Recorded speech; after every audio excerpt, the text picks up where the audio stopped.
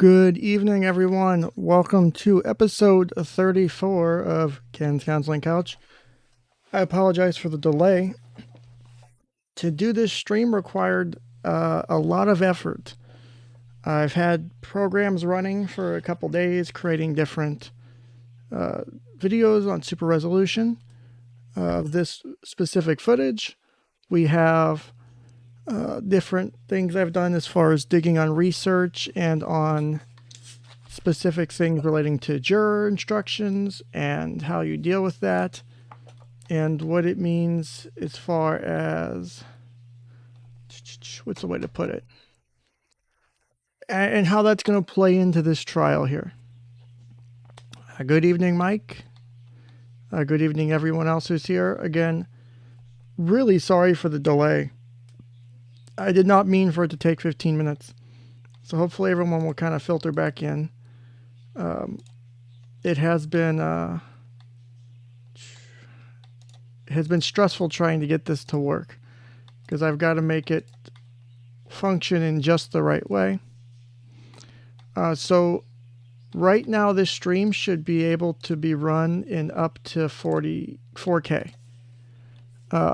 As far as whether or not that's accurate, I need to check that, but I'm sending as much data up as I can, and I am hoping to hopefully make it work.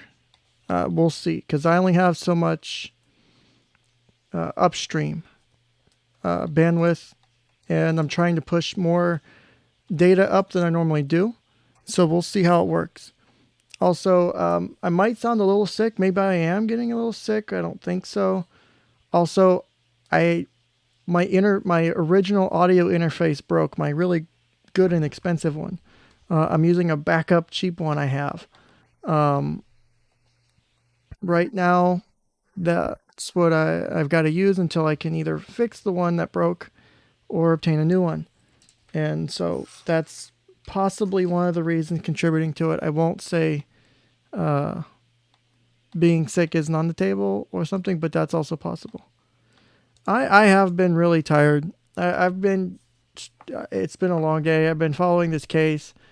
I switched to medications, talked with my doctors recently to see if that would help. It doesn't matter how many Mountain Dews I drink. I can't get any energy. It's just been wearing me out. Also, I've been a little bit busy with taking care of the house and stuff. The family stuff that's been going on. I've been making sure that's all in order. That's always priority. So, and thank you for everyone who's asking how I'm doing in the chat. I always do appreciate that. Again, I do apologize if I sound worn out. It's also possible, like I said, it's the mic setup too. I've got to try and fix the issue with my interface. This backup one's just a cheap one. It's probably not meant to work with because I have a way better microphone now than I used to, and I don't think I can. It's working to the same level of or same ability as it was with one of my older, cheaper mics. It would have worked well with. So.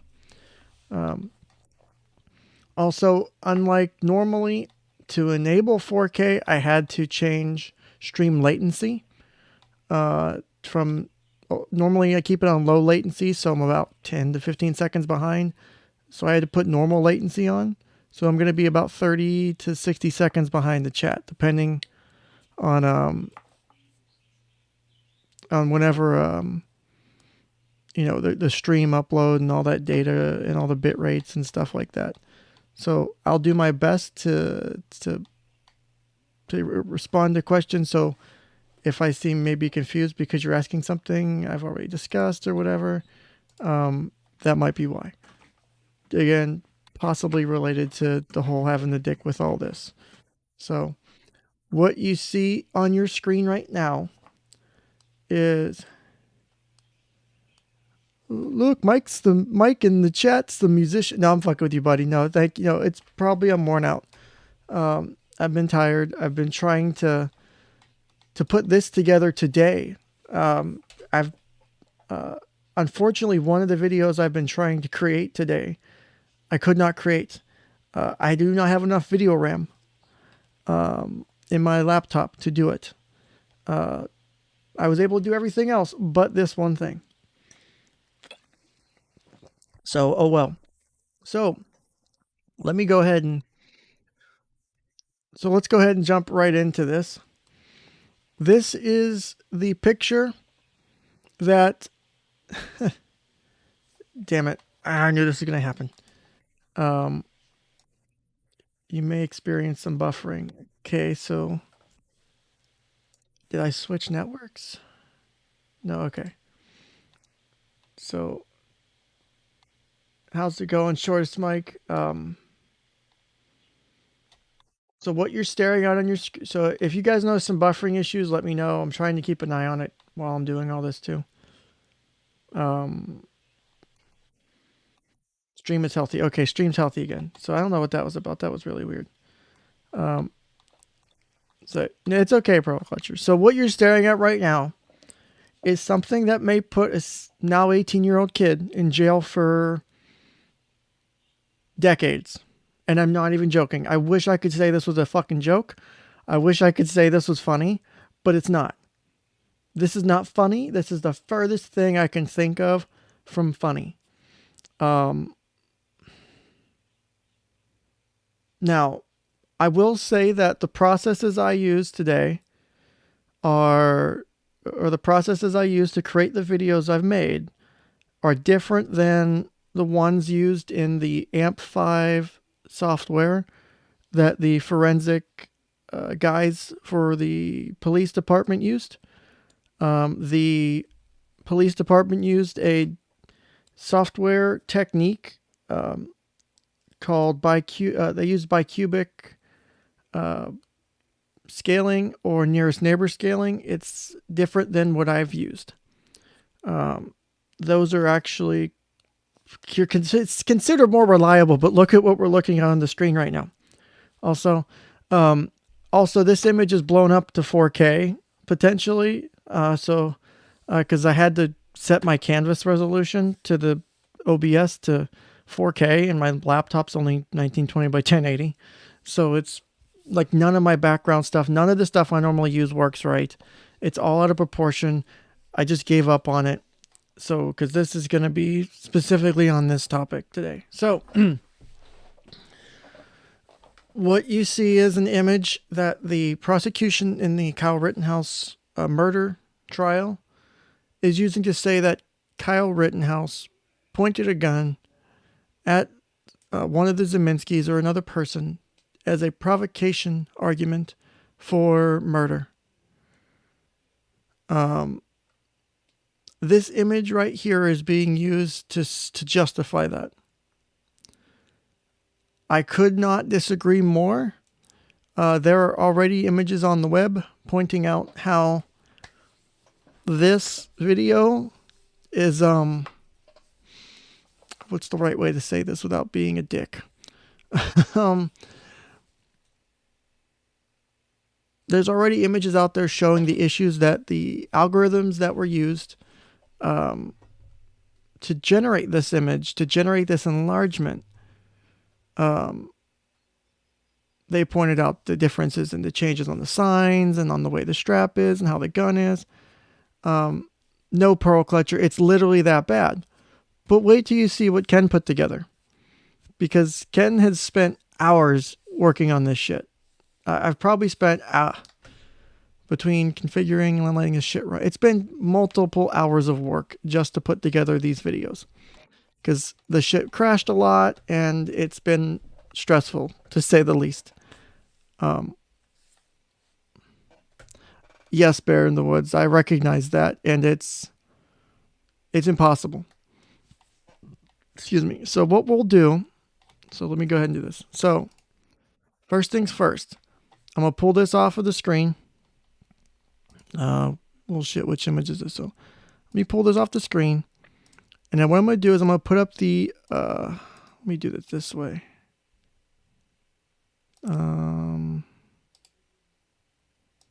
All right, so the first video that's going to be, we're going to watch is the drone video that was created and shared on Fox News originally, and then changed to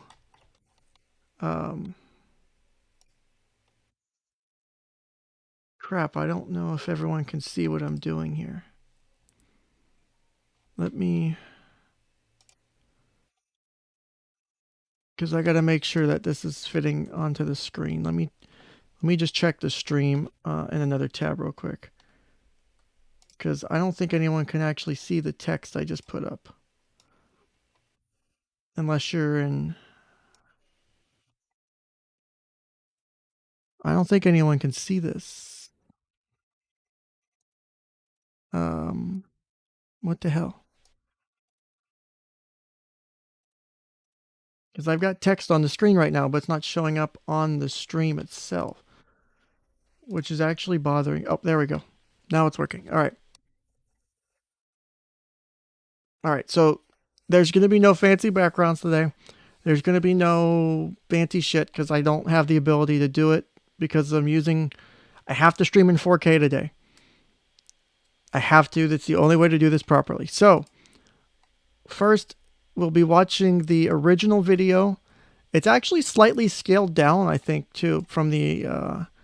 because I got it off of Twitter, and while the one dimension was okay, the other dimension was a little different, but it was the one I could find at the time, and it's what I used to create it. So we'll watch each video at 100% speed, 75%, 50, and 25.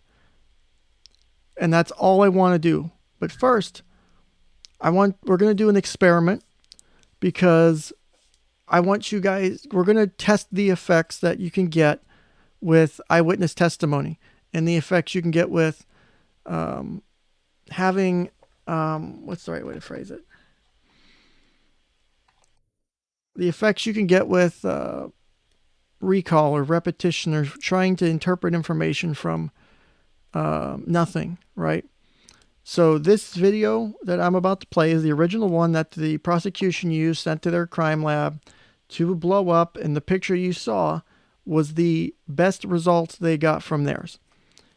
Now, I'm not an expert in machine learning. I'm not an expert in super resolution. I do this for fun, for a hobby. I like blowing up old photos I have into bigger resolution. And it's okay. There's some mistakes sometimes. It's not perfect, but it does good for what I need it. But I'm also not on trial for murder yet. Yes, I phrased that on purpose. So, what we're about to see is also being scaled up. I had to scale it up to fit the whole window because people are watching in lower resolutions and in 4K, so I can't just put it in the center or whatever. You guys get it. So it's also going to be degraded a little bit. All the videos will be available on my YouTube channel, and the uncompressed versions will be available on locals for local supporters. So you can see them in their virgin glory, as they say it, right? So let me go ahead and we'll start this one. And I want you to pay attention and try and remember as much information as you can about this scene. The video is 38 seconds. You're an eyewitness to this in this instance. Think about as much as you can. I promise you will fuck everything up because eyewitness testimony sucks. So let me drag this up. I guess it got small again. All right. So this is the original drone video, I believe. This should be the original drone video. It's also being scaled up. Colonel Crayon, if you have the ability to link this, let me know. To link me to that, whatchamacallit, to the study you're talking about. I'd love to see it. All right, so that was the video for round one. And it appears I'm about 35 seconds behind because I just hit pause on my video and I'm watching the live feed and it just started playing. So I have a rough idea how far behind I am. All right. So this is let me make sure I've got the right video selected here. God, I'd be in. Okay, yes, this is the original video. Scaled up, dragged up. So this is the original one. How much do you see? How much do you remember? How much detail is actually there? Because I didn't see much. I saw what I've seen because I've paid attention to this. Because I focused on this significantly. Thank you, Colonel Crayon. Let me check that out. I'll also have to be very careful because this is putting a lot of stress on my computer. And I don't want to crash my OBS, which would be fucking awful. So let's do the same thing. So let's watch that video again. I'm going to slow it down. So let's slow this baby down to 75%.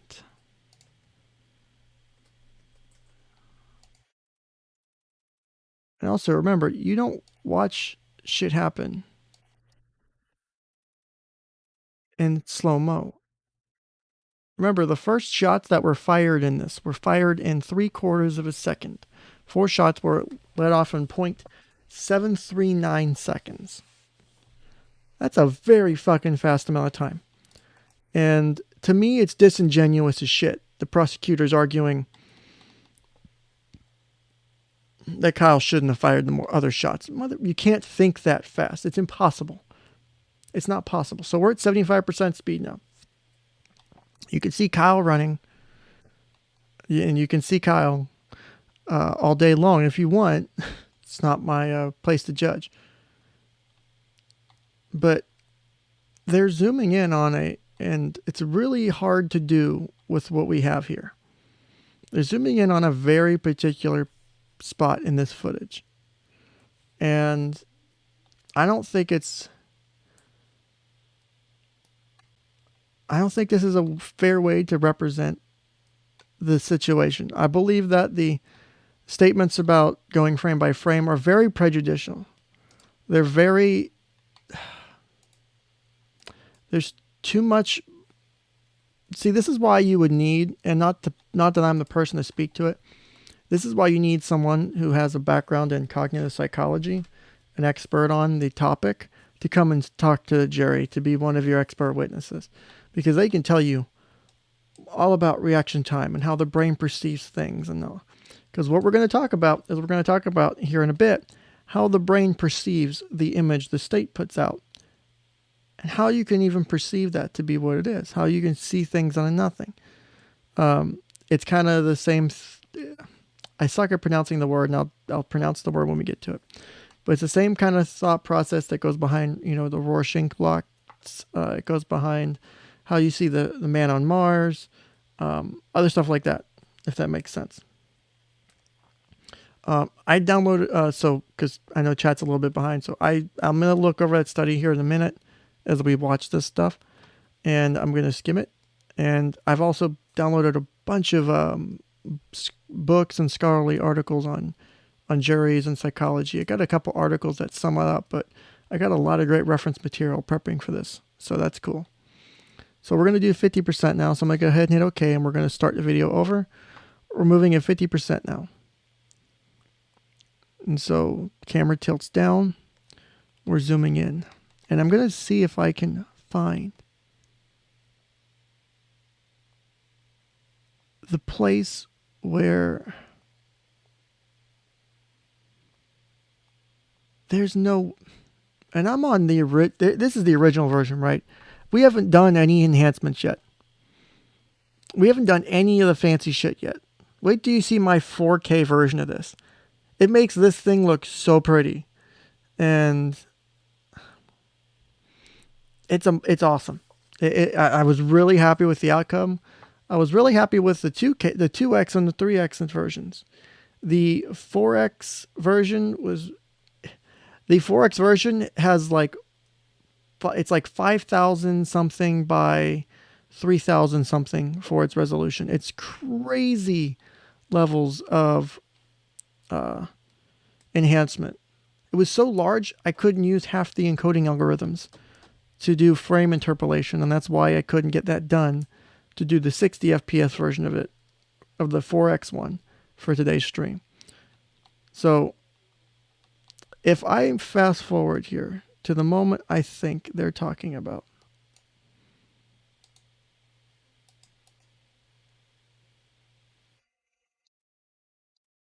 And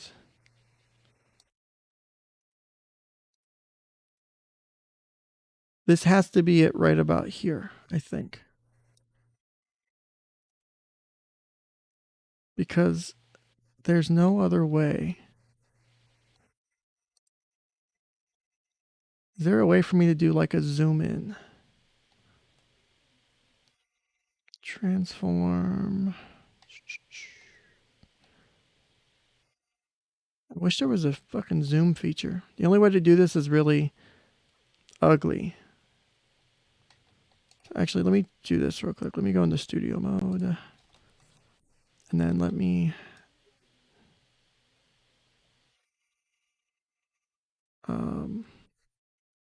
screw it, I'll do it live.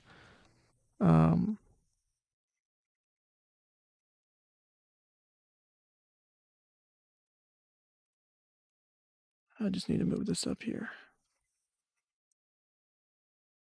Because I need this to be on top to do everything to work right. Okay. All right. So again, we're doing this in a very probably not anywhere close to the best way to do this, right? In fact, I'm gonna. Oh, can I even? I guess I can't even do that. Transform. Fit the screen. Run video.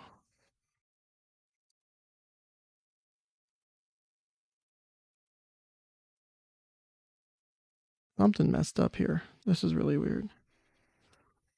I do not know what happened. Bullshit. All right. So let's just do this because obviously you really can't see shit in that video. Let's go and bump it up to our 2x version. So we get a much higher resolution here than we could with the previous one. So I'm going to let this play at full speed. Oh, hold on a second. The stupid text, I guess I didn't change that. So let me change this text real quick. And properties. God, I'm boomering the shit out of this today. All right, so this is 2x 30 FPS.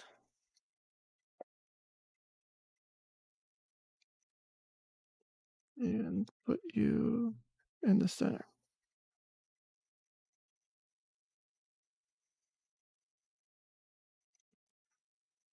Close enough because I don't feel like dicking with it. And I've got too many layers touching one another to make it work properly. All right, so we're on the, let me actually make sure this is 2x version. We go to the right file. Okay, right. Like I said, not having my normal setup is making this really difficult. All right, so I'm gonna go ahead and hit play. We're starting from the beginning. This is the 2x version. Again, I also had to stretch this to fit the 4K canvas resolution. So it's probably gonna be a little bit blurry, but we do have a 4K version coming. So, and you can see pretty clearly, at least to me, Kyle, the bag is thrown at him. Rosenbaum is within mere feet of him, and he is not far. I'm not gonna lie, I'd be scared. I would have shot sooner. If someone's chasing me and I'm running and they won't stop chasing me, I mean, if the reasonable fear is there for my safety and my life, I'm gonna let it go. I'm gonna fire. You know, as you can see here, it turns around. After the bag's thrown at him, Rosenbaum gets close. He fires, boom, boom, boom. Like, it all happens so fast, and it's nuts. It's crazy to me to see this happen. So we just saw this full speed. So we don't, because obviously after this point, nothing really happens except Kyle runs back down the street or whatever, and then the thing turns. So let me turn this up, or turn this down to 75%. Actually, screw it. Let's just go straight to 50%. So we're going to go 50% speed now. We're going to watch this. And then we might try and zoom in. Hopefully it doesn't buck up.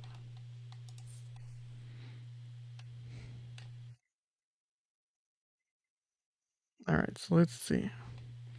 Because I can see, and I can imagine up here how they could zoom in. And what I can possibly do is, no, I deleted the cache, is there's, because the way the program I do this with works, and I'll go over the details of it. It takes the video and it splits it up into individual frames. So you get 30 frames a second if that's the speed of your video. And then it takes each frame, it runs the AI and algorithms over it to give you the increased resolution. It's not perfect, but it does a really damn good job. Because you can see we're at 2x right now. I mean, this is double the original resolution. Can you tell a difference? Can you tell where shit's wrong? Again, this is not the same methods and software that was used on the video, on the picture in court. And in fact, if we want, because also that picture you're seeing is also zoomed in on that specific section of the camera frame, which I don't remember the timestamp for, and it's driving me nuts. Because I think it's like right about, if anyone knows the timestamp for that, because it's got to be like right about here. Because that's when they're coming by the thing. Nope, because he's already past that. So he's got to be back. So it's got to be... Oh, bullshit. I did that wrong.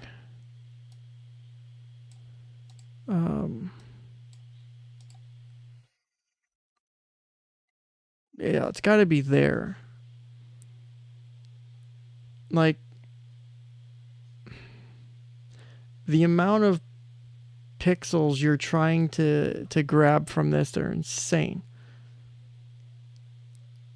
Now, I don't remember from the testimony and how, what's the way to phrase this? I don't remember from the testimony of the quote-unquote expert from the forensic lab how much of its enhancement they put on it. Was it how much of a multiplier, how they got to their final result? Because I'm betting my result probably is going to end up turning out, I'm hoping, better, because I haven't zoomed in and truly zoomed in enhanced on it yet. So also hello to everyone who's popping in. Hi everybody. So this was it. This is 2x at 30 FPS slowed down. So let's jump up to 3x now. 30 FPS. Because like I said, I've got... And... Crap. Hold on, I did the wrong thing here. Now, for those who forgot what we're comparing to, and what they eventually zoom into, is it looks something like this. Is the picture they end up zooming into, right? So let me disable that. So we are now at... Oh my god, I cannot title shit right. Hold on.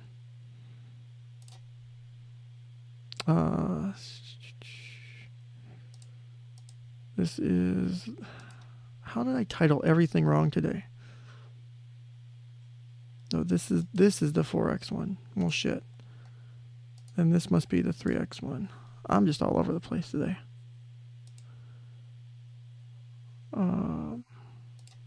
Let me change this real quick because I have the wrong thing up.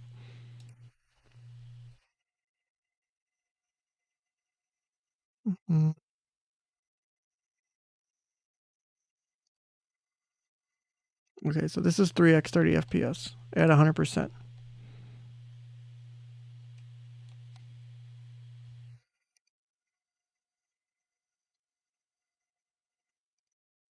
So 2x is gone. Now we're at what should be...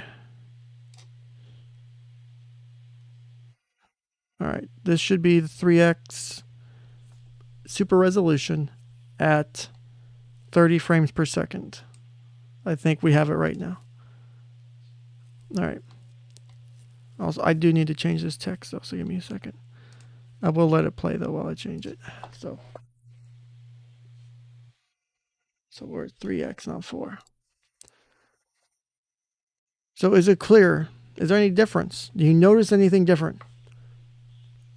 How much of a difference does this make from the original, the first one? Can you even tell? Is it even possible to tell?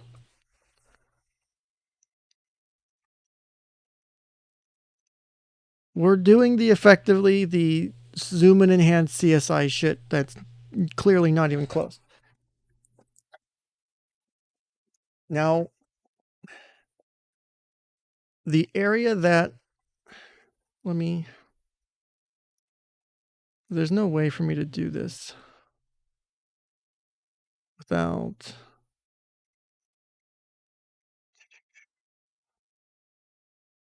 yeah, I don't have a way to do that, unfortunately.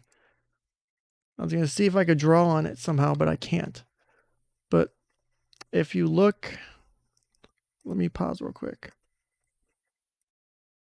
Crap. No. We go here.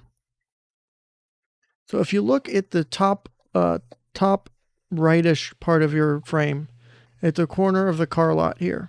So you have the car lot, so look at the stoplight, go directly up the perspective sidewalk area towards, heading up, like towards the top of your screen. Where this white light and white sign is where they zoom into in their image, right? That is where they give. The memes from this have been fucking amazing. I think I've made a few.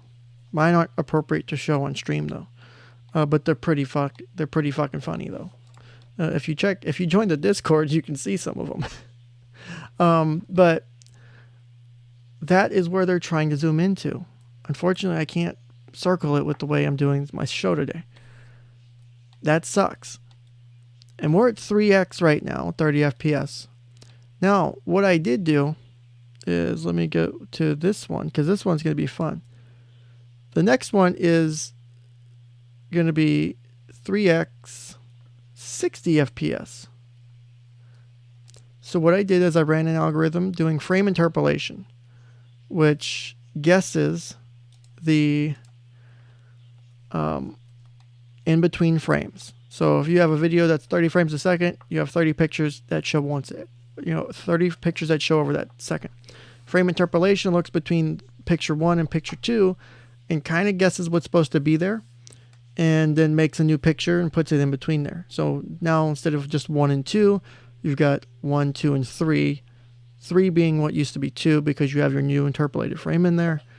And so you can we effectively doubled the FPS. If I wanted to run it again on this improved video, I could make it 120 frames a second. I don't think my computer could handle that, even though it's a fucking new laptop I got in January.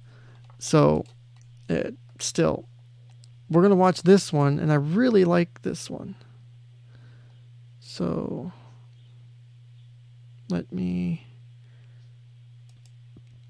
close this one. And let me activate this one. So this is 3x 60 frames per second. Let me double check just to make sure. But this should be our 60 frames a second video.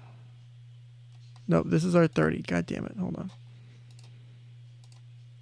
Let me fix that. Like I said, there was a lot of confusion and mess trying to get this to work right tonight. So zoom in and enhance. So listen, JP. Listen. There is a way that the military... so there's a reason why when you go on Google Maps and when you go on Google Earth, there's a limit to how good that video or image quality can be from satellite pictures. It's set by the military. There is a scale used. Let me see if I can remember what the hell it's called. Let me see. And that scale is It's for spatial resolution. I had a job that touched on this issue. Now, what the hell is it called? I cannot find it. I like imagery. But yeah, there's a limit to how much civilian satellites are allowed to be. For several reasons. A lot of them have to do with national security. Now, where is the stupid setting? So while I'm looking for this, you guys can see this is our 60 frames a second video. This is 3 times the original video size in resolution. To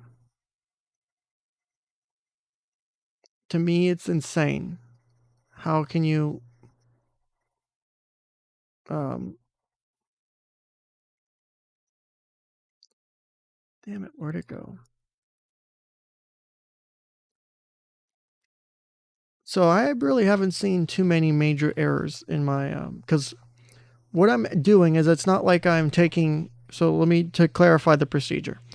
Every one of these videos, except this one, started with the original video and set a multiplier in the software. So I would multiply it by 2 or multiply it by 3 or multiply it by 4. I didn't so multiply it by 2 and then take the 2x version and then I multiplied it again by like 1.5 to get to 3. No, it's all started with the base video. So that way there was no way for it to fuck up and build on flaws and errors in the first generation enhancement, right? So they're all first generation enhancements. The only difference being this one being the 60 FPS. It was taking this 30 FPS video and simply doing frame interpolation on it to then get the 60 FPS video. That is that's basically the gist of it. So, and it's a really cool program that does it.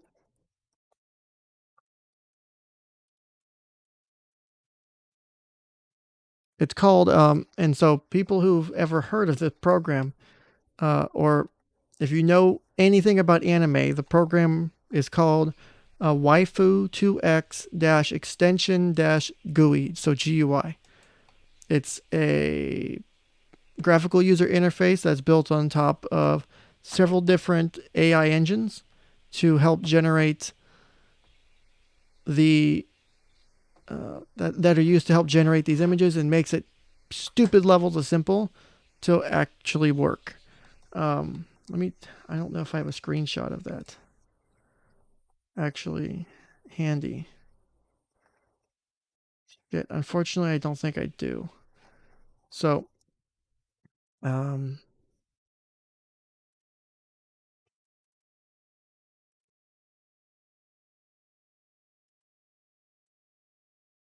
right.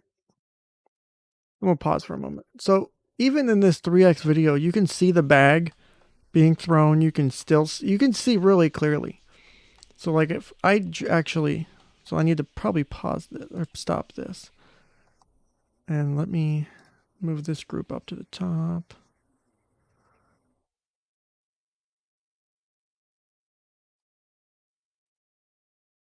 And do the video, and I hit do pause. And so if I, thank you, Control Z. So if I try to zoom in, enhance, right? If I try and go all CSI on my own here.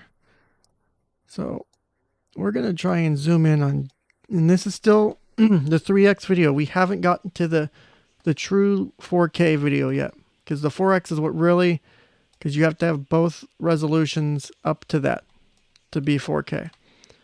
All right. Damn it. All right. I think I'm going to get, All right, so I'm going to put in the center of the screen what we're hoping to see. Is there any way I can draw something? Or actually, I could probably just do this. Okay. Very fancy setup we got going here. So I need to make this bright ass pink so it's clear. I guess that doesn't really help. So we're looking for right around this area is where this alleged pointing of the gun happens. Again, we're at 3x super resolution of the original video, 60 frames a second. So I did frame interpolation on this one. And we're still going to see if we can see this gun being pointed. I'm going to slow it down to 50% to help us hopefully see what's going on. So I'm going to move this arrow as we get there. So again, we're trying to focus on this area here. So keep paying attention. Not the stoplight, but the area just above it where that white sign is. So while it's doing that, let me try and zoom in just a little bit more. And then let's play some more. So right there, this white sign is where we want to focus our eyes on, because right here, I'm pretty confident is where Kyle is, and he's starting to run this way. Right, so he's going to start making his way this way through the parking lot. So again, focus on this. Again, highly technical setup we got going on here. So please,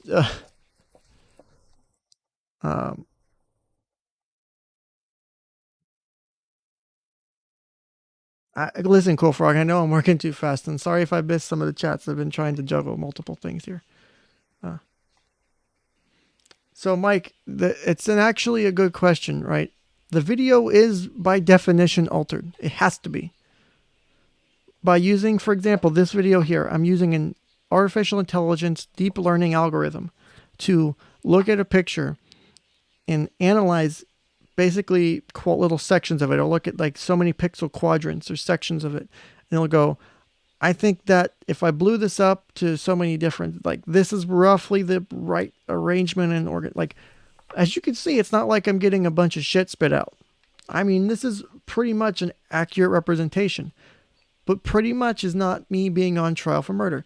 You know, if this was, if I was trying to take just like, say I had a really crappy old camera and I was, hypothetically taking pictures for a hypothetical OnlyFans, and I wanted to offer higher quality pictures to my hypothetical OnlyFans subscribers, I could probably use this program to, give me a better quality image to sell to my OnlyFans subscribers. I mean, my hypothetical OnlyFans subscribers, right? But I'm not on trial for murder yet. So is it really fair to be like, even though this is pretty fucking accurate, it's still a best guess. And I'm not going to read the white paper for this because I will get lost in the technical details. I am not that smart. There is way too much shit going on in the learning algorithm for me to understand, to begin.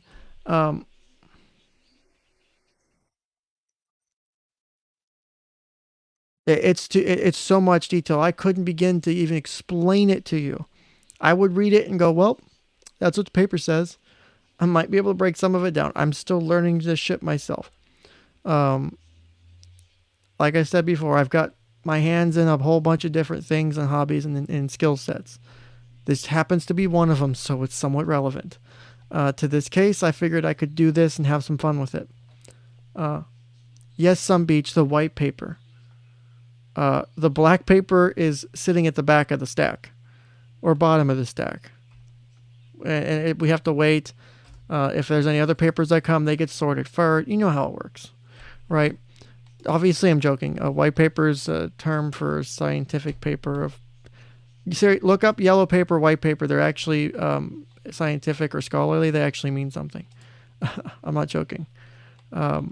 It's actually kind of funny. What the hell is this? Okay. All right, so I'm going to hit play now. Let's see if we can see what's happening here. So again, this white shit. I did that wrong. I meant to click on this. So let's put this up here. And then where's my stupid little text thingy? Okay. Again, this white sign area right here is what we're focusing on. Pay attention to it. It's going to be really important. And we still haven't gotten to the 4X version yet. We're getting there. Let me put the text back down here for now. Actually, let me lock that so I don't freaking move it by accident again. Okay. Also, we're at 50% speed. All right. So Kyle's starting to move in that direction. I can see him now, I believe. And again, right there. There he is. Hold on. This little thing right here is Kyle Rittenhouse. Again, this video is enhanced 3 times its original quality.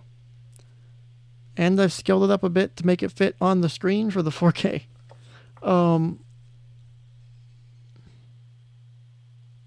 Yes, I get to have 4 times the pixels, right?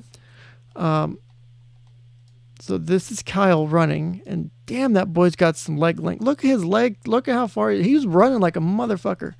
Like his legs are like, go, like run, Forrest.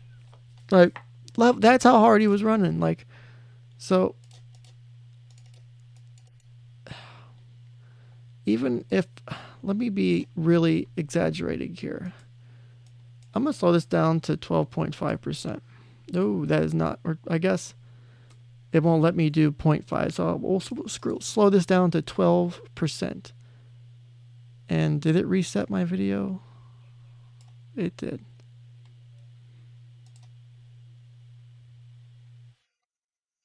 So let me skip forward to where we're actually at. Again, focusing on this sign area, because Kyle's going to be running through here soon. See him right there. Follow the pointer. See him right there. Again, I know we're looking at a bunch of blurriness. Actually, shit. Hold on. I actually have to move the video over a bit because it was actually out of frame. So let me go back a bit. All right. So I'm going to hit play again. Let me move my arrow back over to where it's relevant because, like I said, we got a fancy setup here tonight. All right. So I'm hitting play. Let me get my arrow active. All right. So you can see the running.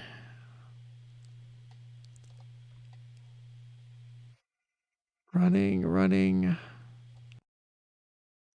And so by this point, he's apparently already pointed the gun, right? Because he's past the sign. So Kyle's running here. He's already allegedly pointed that gun. And you can see the bag thrown. And so this is Mr. Rosenbaum trying to close in on Kyle. So there's the pole here in the way. So Kyle's here. He turned around, pointed, because he just had something thrown at him. And he's also being chased at this point. The provocation was done. The provocation argument is being made back at that sign. But while we're slowed down so slow, look at how much, look at the ground Rosenbaum is gaining on Kyle. Look how close he gets. And this is when the first gunshot goes off, causing Kyle to turn around. I can see an arm reach in. I don't know if it's just me. I see his fucking arm come in. I see the arm reach. Obviously, there's the injuries for it. And it happens. We know it happens. He was very close. How you can say this is not a justified shooting? I don't get it. I don't understand it. It has to be. right? And I know this is slowed down. It's so much easier to try and parse like that.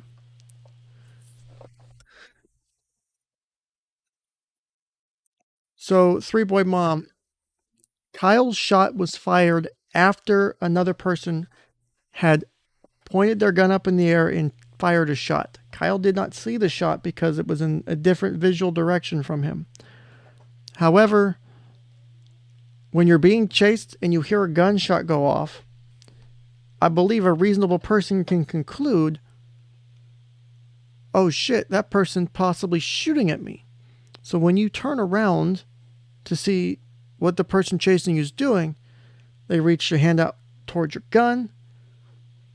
If you don't know this, the moment someone puts their hand on your gun in a situation like that, they're no longer unarmed. For all intents and purposes, they're armed. Because at any second, they could take that gun away from you and use it against you. You have every right to do self-defense. If that's the situation, and you have a reasonable fear for your life. Or for serious bodily harm, right?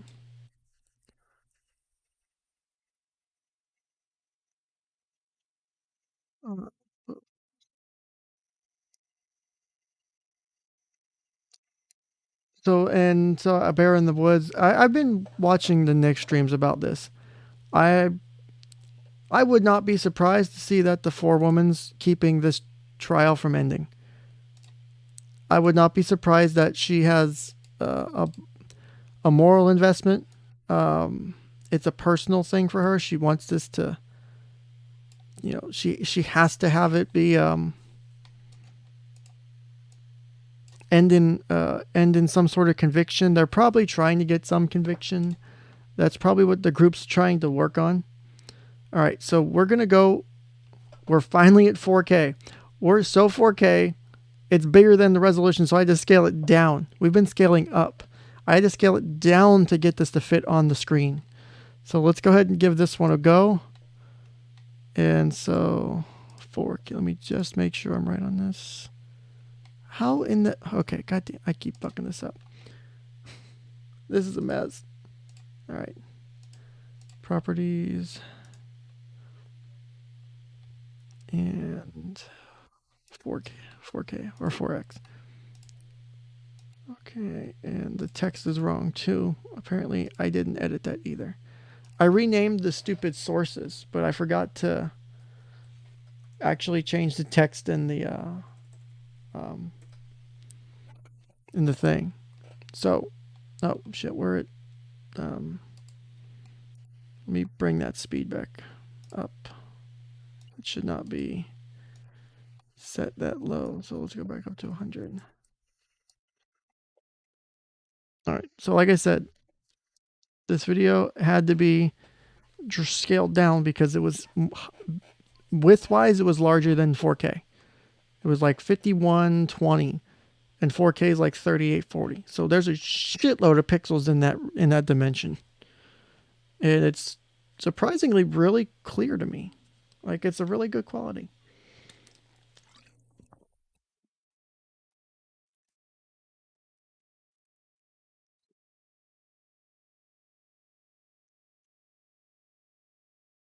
Yes, I did see the breakdown.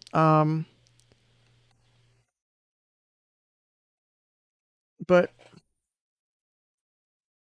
it's I'm mixed on it. It's a lot to take in from a single couple sources of handwriting, no interaction with the person, and I know that there's mixed reviews and mixed thoughts on handwriting analysis. So as far as that goes, I will say that if that person that's been speaking is the foreman, whatever, foreperson, for unicorn fairy, I don't, whatever their identifying marker, I don't care.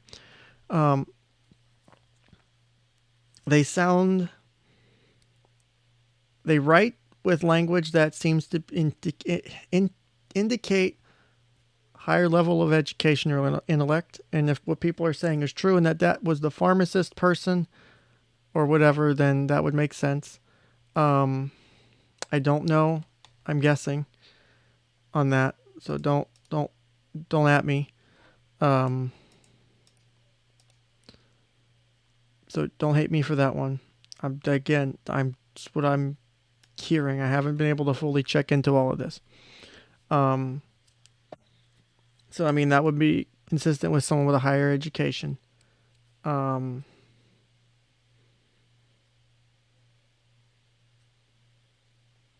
would suggest that there's a possibility in statistically, I would say, obviously someone with a higher education, statistically, they're more likely to be more liberal leaning based on research. The higher levels of education you get, statistically, you tend to lean more left. And this is not a judgment. This is just based off of research I've seen on the topic. So, I mean, that person being a quote unquote, Karen or within that context, it's not unlikely, right? It's completely possible. I personally believe, Karen 𝗏𝗏𝗏𝗀𝗏, that this person is watching something. She's getting information, or at least one person in that jury room is getting information from the outside. Even though the forewoman might be the person who's writing the questions. If those questions are coming from other people or the wording comes from other people, then I have a feeling, I don't know. I've been really good about certain things. Like I've been really, I don't want to say in a conceited manner, but there's certain things where I would feel comfortable betting money on, or betting like a lot of important shit on, and I've been right about. Like I said, I'd bet my career on Kyle Rittenhouse having PTSD. What happens? It comes out he has PTSD. And you want to know what pisses me off the most? That during the closing arguments for this trial, that the stupid motherfucking prosecutor sits there and makes a comment about, well, he was crying about himself. He wasn't crying about the people he just killed or murdered.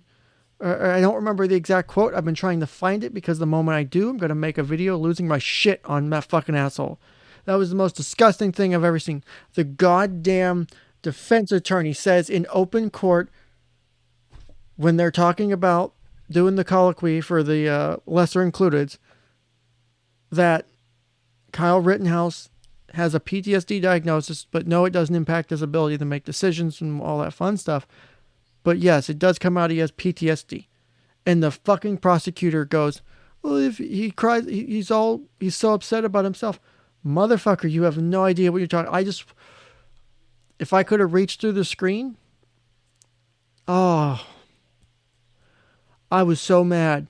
Because I'm pretty sure they panned or switched to the camera on Kyle not too long after that. I don't think it looked good. You know what, JP? I don't want to say I have a sixth sense, but when it comes to certain things on certain topics, I've always had the knack. And it's, if you ever read or listened to the audiobook Blink by Malcolm Gladwell, it's a pretty good summary of how the brain is really good at rapid decision making and how you can make snap judgments really well. Basically, your intuition's really fucking good at doing it and doing what it does. And when you try to explain it, you actually end up fucking it up. And it's not how it actually, the way you got to the answer. If you do something over and over again and become really skilled at something, or if you become really good at certain things, you can eyeball it, or you can guess it really well. Or you have that gut feeling. A good bit of time, a lot of times it's right. It's a survival mechanism. It's a product of evolution. So basically that's my intuition speaking. It's my education. It's my experiences in life. It's all the things I've ever done, all rounding up to, hey, there's these things. There's this stuff that speaks to me. It's standing out. There's something I may not be able to put my finger on it initially. I may not know exactly what it is, but I can say this is I feel like this is where we're leaning, or this is what we're talking about, or this is where we're going. I got into an argument with a coworker of mine when I was in the military who was a civilian. And I basically, and this guy was like equivalent to a lieutenant colonel or major. It's a civilian rank. And I lost my shit on him one day when I was saying that the information in my analysis, I said, this specific thing looks legitimate, and I think it's something we need to send for further analysis. He said no. He thought it wasn't. I fought him on it. He pushed back, insulted me. I yelled and screamed at him in front of a bunch of other military officers and my boss and stuff. I got in trouble for it. I recognized I was wrong for it. I was a little bit of a hothead at the time. But I ended up being right after it came back from the further analysis place. But I knew something was, I just knew it. There was something about the thing I was analyzing, something about the thing I was looking at. And I said, this is there. This is something that we should really fucking look at. Maybe it turned out to be okay, but there was, and the thing I was looking at, it turned out I was right about there's something being there. It ended up being non-pertinent, but I was right about the analysis. So I've been really good on that with my skill sets. And like I said about Kyle, I felt really confident Kyle before, just seeing his behavior, seeing him testify, seeing his breakdown. I could tell you, not even including the stuff people keep mentioning in chat about him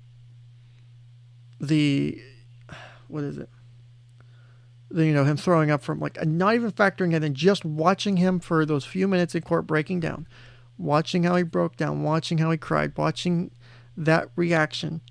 I could tell that was legitimate, that he's been fucked up from this, and it's not okay. And it disgusts me that this has had to happen to him, because a bunch of people put him in a position where he had no choice but to protect his life by pulling the trigger of that gun. As someone who carries, do I ever want to have to pull that trigger? No. But I'll be damned if I let someone take me out if they're going to come at me in that kind of manner. My life is too important. I will not let someone take it. And Kyle had to make that decision.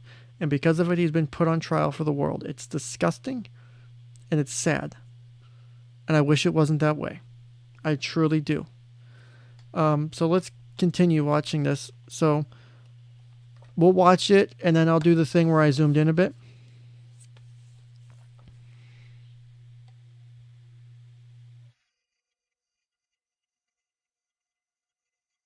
Matthew, just watching the breakdown itself, watching how his body language is changing and his behavior is changing in those minutes up to his breakdown was enough for me.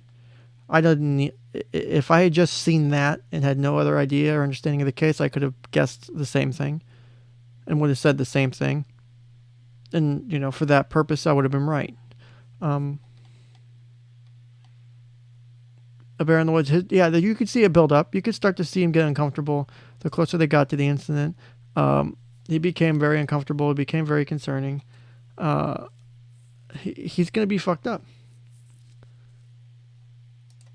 Yeah, Shortest Mike, about what you're talking about. People on Twitter have been making fun of it.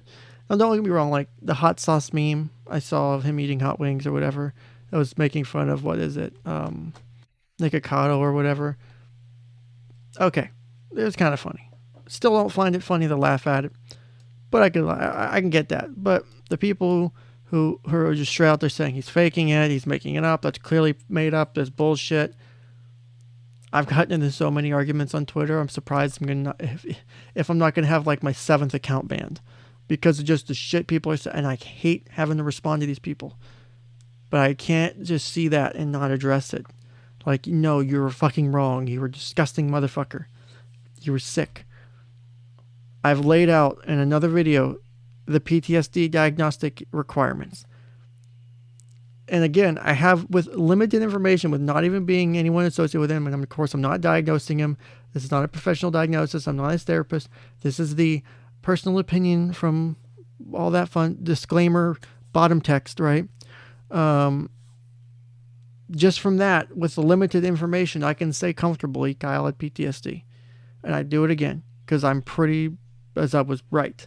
And I have no problem being right. It's sad that I have to be. I didn't see the video of him nerd tremble, but thank you for pointing that out. I might need to find that. I'm just skimming back through the comments here before we zoom in, enhance a bit more. I agree, Sauce. The foundation is absurd. This video shouldn't have been added. And this, based on the other things that have been said, it's not enough. It's too much. Joy Reid called it white boy tears. Oh, fuck that. Don't say the mean things. Don't say the mean things. Oh, god damn it. That's white boy tears. That's white boy tears. But the shit. Oh man, I want to say so much things right now. So yeah, right about here, shots go off. We circle around, and then we come over here. We make a phone call real quick. Hello, this is Pizza Hut. Yep, I'd like to order a pepperoni pizza. Nope, we don't want any cheese pizza here. We took care of the guy who wanted that. I know, it was a bad joke. Leave me alone. Don't at me. Let's see. It's a stupid video. So let's go ahead and put that in. What speed was that? That was 100%. So let's put the 4K video in 25% speed. Let's zoom in, enhance as much as I fucking can. All right, so actually let me do this. Let me skip ahead.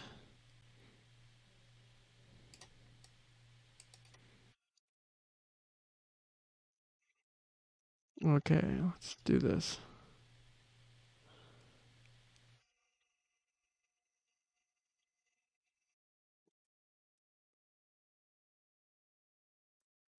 Okay, we should be back at any moment here.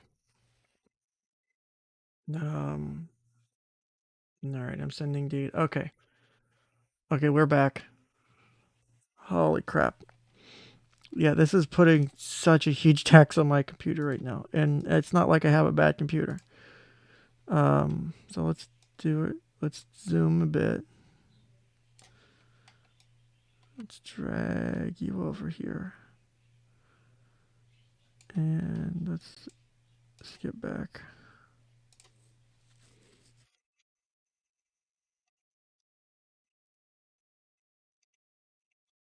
All right, again, we're focusing on this sign area here. Don't forget. Yeah, I know I'm moving the video. We're focusing on this area here because Kyle's going to be coming through this region. So I'm trying to manage the video and arrow at the same time. So Kyle is right here. So we're about to hit the point where this provocation argument. Hey, a super chat. What's up, buddy? Thank you for the first super chat of the night, 𝐷eathWing Gantz. Where's 𝐷eathWing Super Gantz? Ah. You need to get the upgrade. You need to put some spinners on that 𝐷eathWing. You got to have it. Go to pimpmydeathwing.com to get some spinners on that bitch. So I was Sauce. I was pulling up a roadside. I spent a year in the hospital. Holy shit, Sauce. I'm really sorry to hear that. One of the things, if you're new, or if anyone here is new, if you're not familiar with my channel, I tend to open this place up for anyone who wants to ever come on and tell their story. If you've got a history of PTSD, depression, and anything, if you want to tell your story, if you want to have a place to talk about it, you're always welcome to come on here. Just send me an email, hit me up on Discord, or if you're on the locals, send me something on locals, and I will do my best to get back to you and set something up. Because I want people to have that ability to, you know, the shit you went through is very real. A lot of people might not ever get the ability to hear that story or realize what it means to have to go through that. And so if you ever want to, you're welcome. you're always welcome to come back onto this place and talk.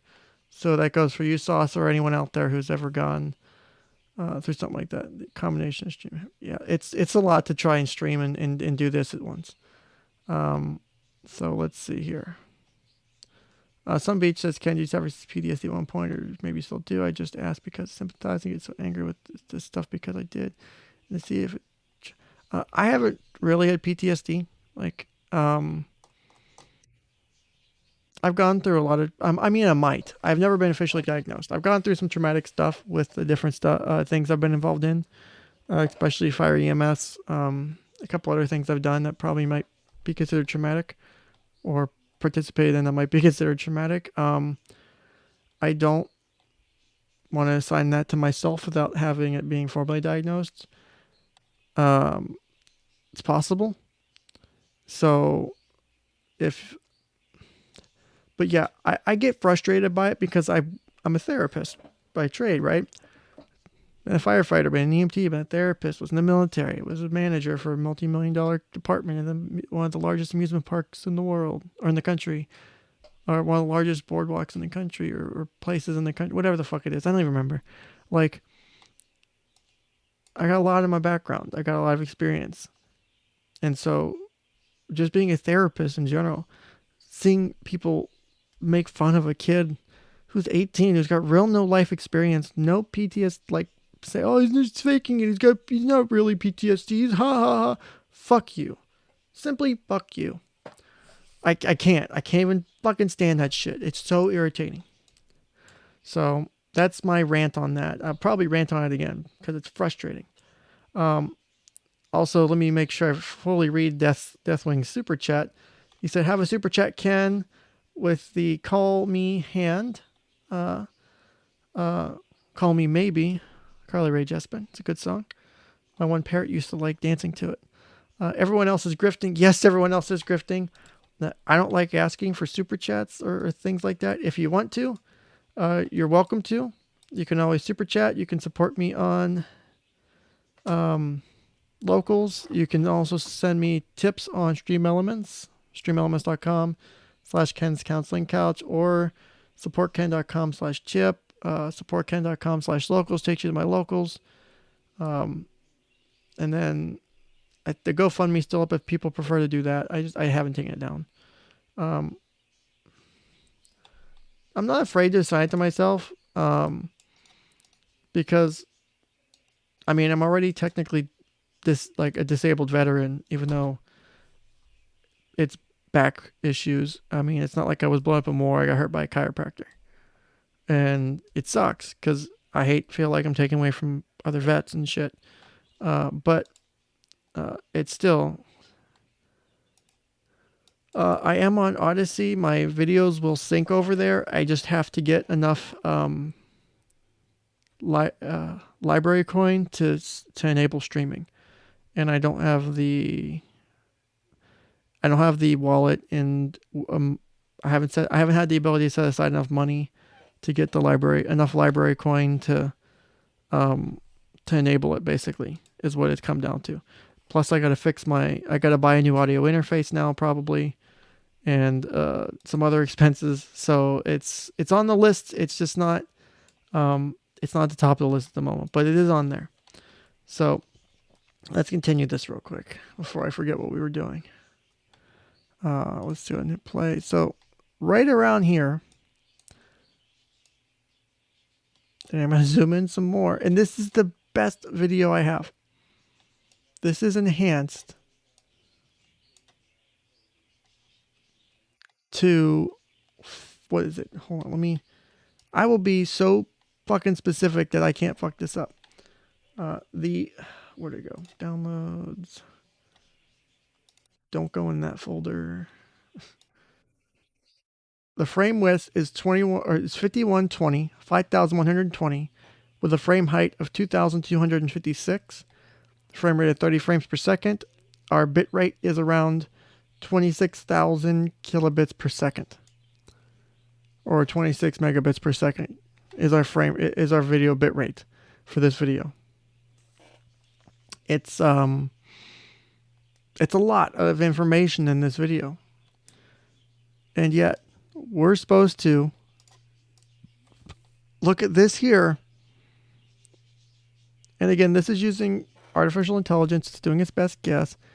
We're supposed to look at this, and the software they uses a completely different method.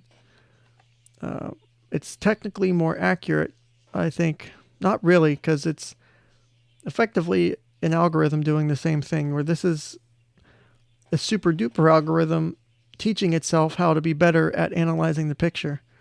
Or the nearest, like, I'm not a perfect expert to speak on this. So there's all that. Where? Because this is probably right, because right here is where we're at. Let me see how much I can do this before I fucking crash my computer again. I don't know. We might get something out of this. Who knows? I don't know. I'm just doing this as much as I can to see how much information I can get out of this by zooming in. Let's see how. I don't even know what the level of zoom is on this because I'm just dragging and expanding this window in OBS. So, all right. So let me lock this in place so it doesn't move. So again, we're focusing on this area right here around this sign. This is that sign. So let me pull up for all to see. Where's that stupid original image? All right.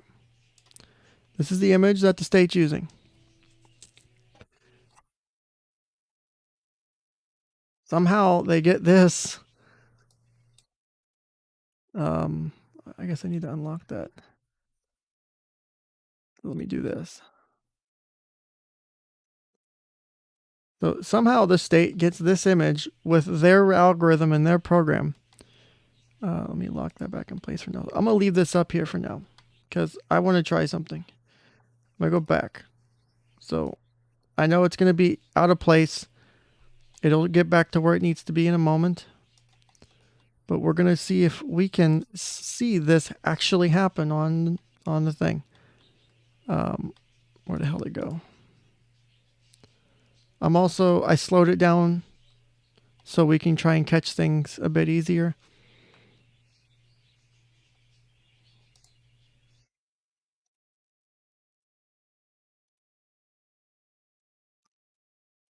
Unlock it.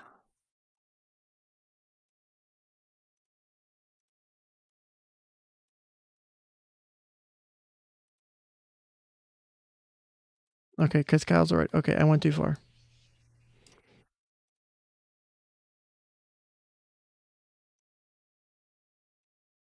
I still don't see how they get that. Because this is...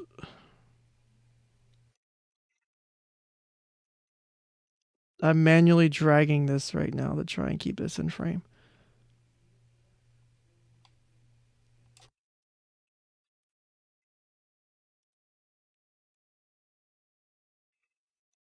This is Kyle.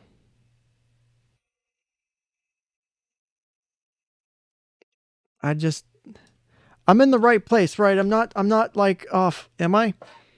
Like I am right. I'm not in the wrong place. Okay, I'm not going to lie because I'm on my YouTube studio.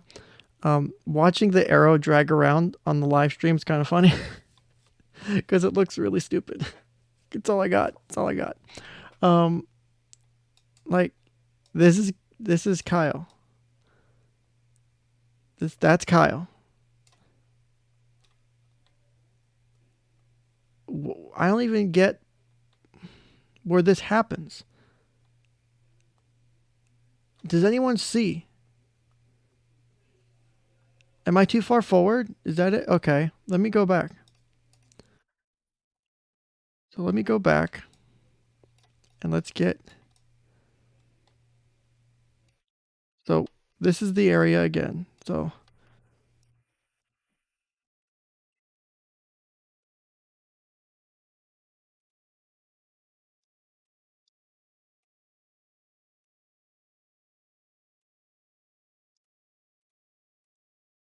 Okay.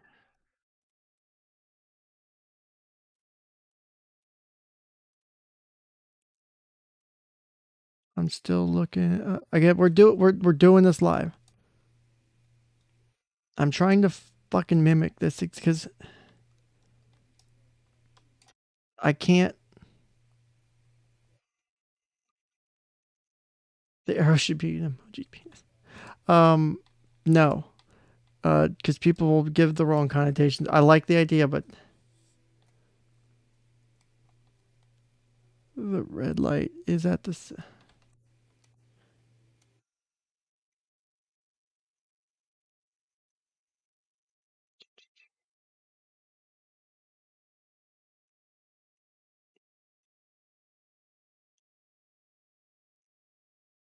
It's made up by combining 8 frames together.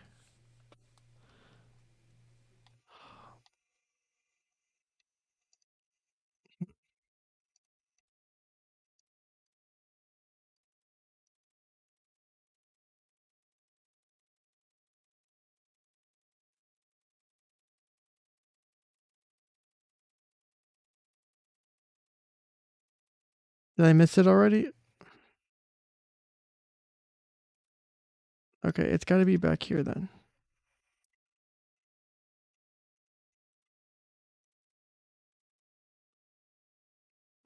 Let's.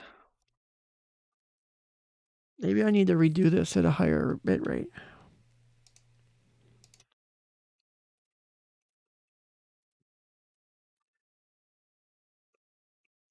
This has to be the closest to the original that I can, or to the picture that I can see.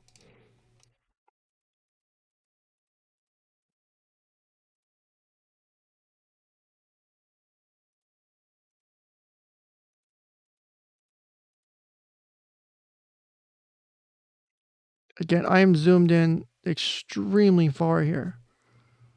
I can't even tell you how much zoom there is on this. And this is 4K equivalent.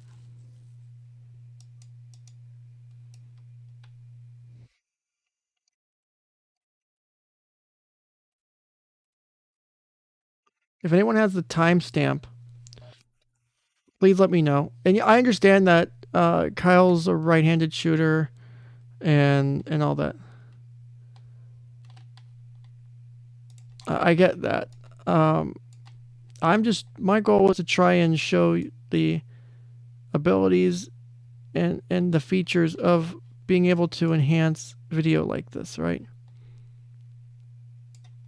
What you can do with it. And I don't think we can get to the I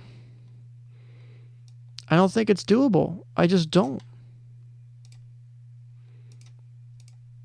I don't think we can actually why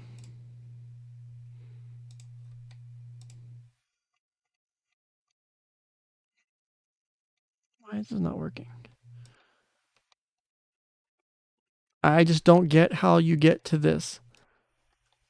I don't see how it's possible. There's no way. There's no way. And to use this as evidence. Now, if he gets convicted off of this,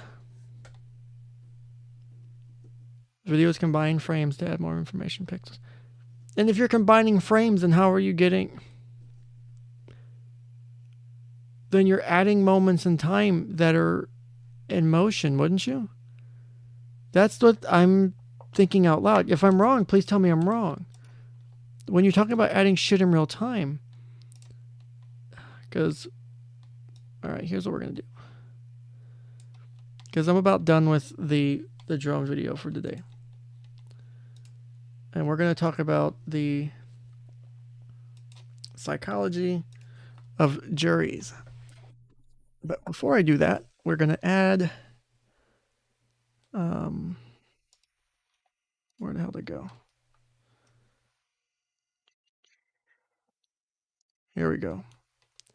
We're going to add this on here to, because I don't have the floating head, so we'll put this down here. So we have some way to visualize me talking, because I don't like not having a way to do that.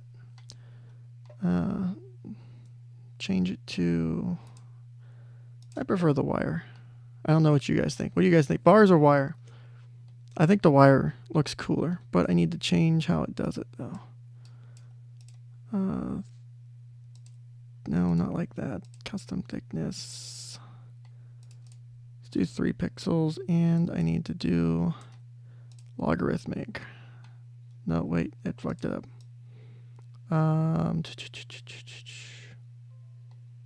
Nope, that's still fucking it up. No, that's good enough.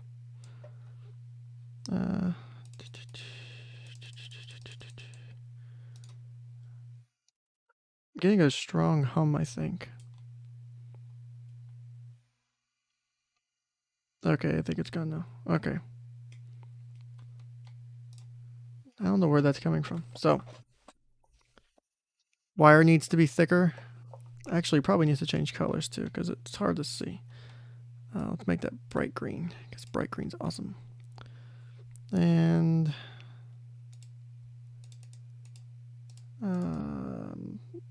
maybe that'll do it. And where's the thickness? How's that look? Probably too much. All right. Yeah, we'll do it. We'll just run it. I hope, I truly hope the judge does dismiss, because the way this is running is disgusting. None of this should be in. This is, none of it should be like this. This is a therapy office. This is not my therapy office. This is a Zoom background for therapy offices I found during the pandemic that I ended up turning into something to use for my stream. So there you go. All right, so what we're going to do is, let me pull this up real quick. And we're going to go over some stuff as it relates to juries. All right. So even we're streaming in 4K now, even though we don't have to. Too bad. All right. We're going to read something from...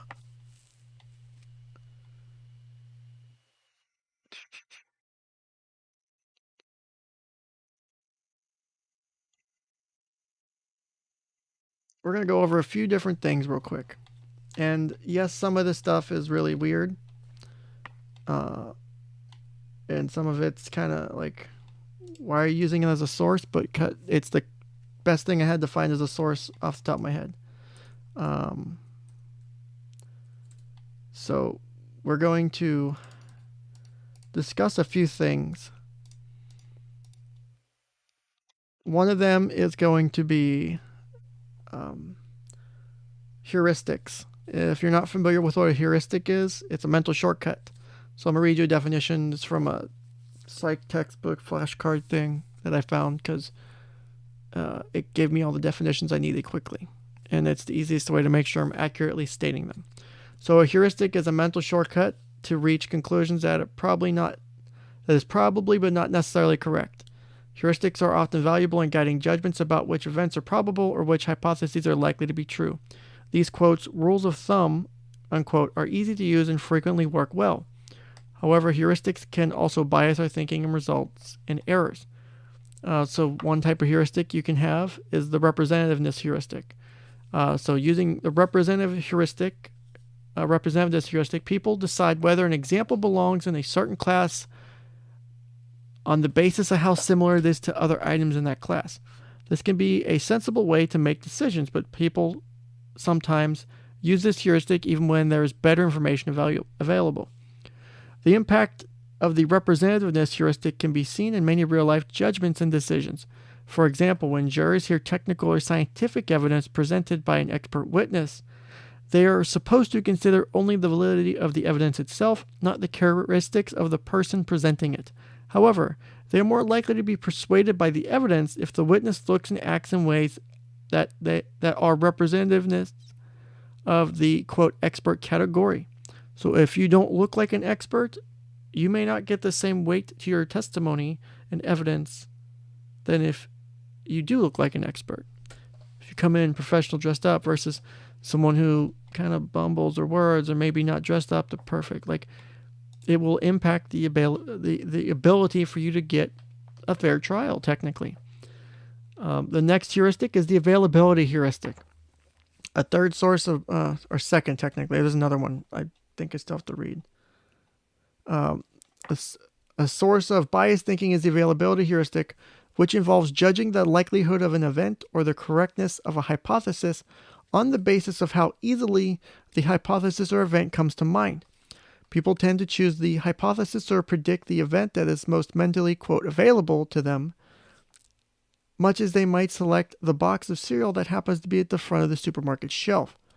Like other heuristics, this shortcut often works well. After all, frequent events or likely hypotheses are easy to remember. However, the availability heuristic can lead to biased judgments, especially when the mental availability of events does not reflect their true frequency. All right, so it's something to keep in mind. And then let me get to another one. So our last one here is the anchoring heuristic, or also known as anchoring bias.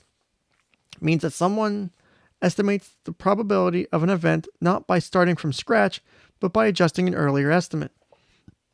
This strategy sounds reasonable, but even when new information suggests that their first estimate is way off, people may not adjust that estimate enough. It is as if they have dropped a, quote, mental anchor that keeps them from moving very far from their original judgment.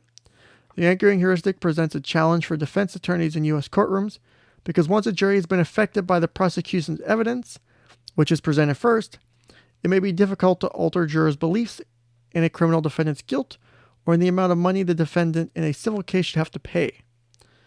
So basically, even though you're supposed to, effectively in this case, so instead of looking at the information from the defense in its whole, they're anchoring themselves, they can anchor themselves basically to the information from the prosecution. And then it can impact your ability to make judgments. Again, heuristics aren't necessarily a bad thing. They're a product of evolution. They're a product of survival. Some of them are based on fitness and survivability and identifying threats and how to survive in different situations. Like there's reasons that these processes work the way they do. Doesn't mean they don't cause issues, right? So that's some heuristics to consider as we go through some of this stuff. Now I'm going to read an article with you guys on, and I need to do this just right. So I need to, because I keep forgetting I don't have freaking StreamYard set up today because I don't have the ability to stream in 4K on StreamYard. So I had to do this the special way, which kind of sucks to be fair. Here we go. So let me pull this up. And so add window capture. And let me add this tab in. Oh, thank God I didn't fuck that up. Because that could have been bad. Window must match title exactly. This. Okay. Okay, so here we go. Let me make this bigger. What in the shit? Oh, no, no, no. Don't crash on me. Don't crash on me. Here we go. Okay. Let me zoom in too. Okay.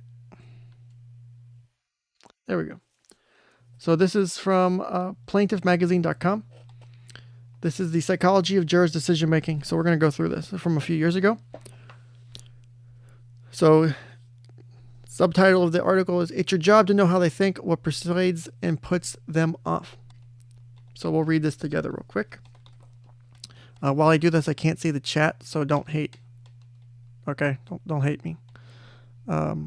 Also, the spectralizer is going to be kind of popping up and in behind the stupid window, whatever. Actually, you know what? I can do this to make that different. So I'll pull this up here. That's better. Okay. So jurors make decisions just like other human beings do, but they do so in an environment that is different from everyday individual decision making. The conditions of trial in the group setting create some demanding characteristics that lead to the use of cognitive shortcuts or unconscious biases, like we discussed as a preface to this, influencing decision making. And group dynamics can also play a role. So not only is cognitive psychology at play, so is social psychology. So you have the cognitive psychology, so how the brain functions, how it works, all the fun in and outs and stuff in that.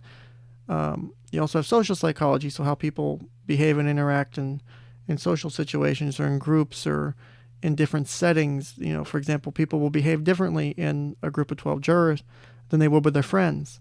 So how does social psychology play a role? And there's a lot. You could, like, literally jury experts who do nothing but are psychology masters or doctorates who do this shit to help pick jurors, to help understand jurors, because they all have to factor this stuff in. This all gets factored into when you pick a good jury.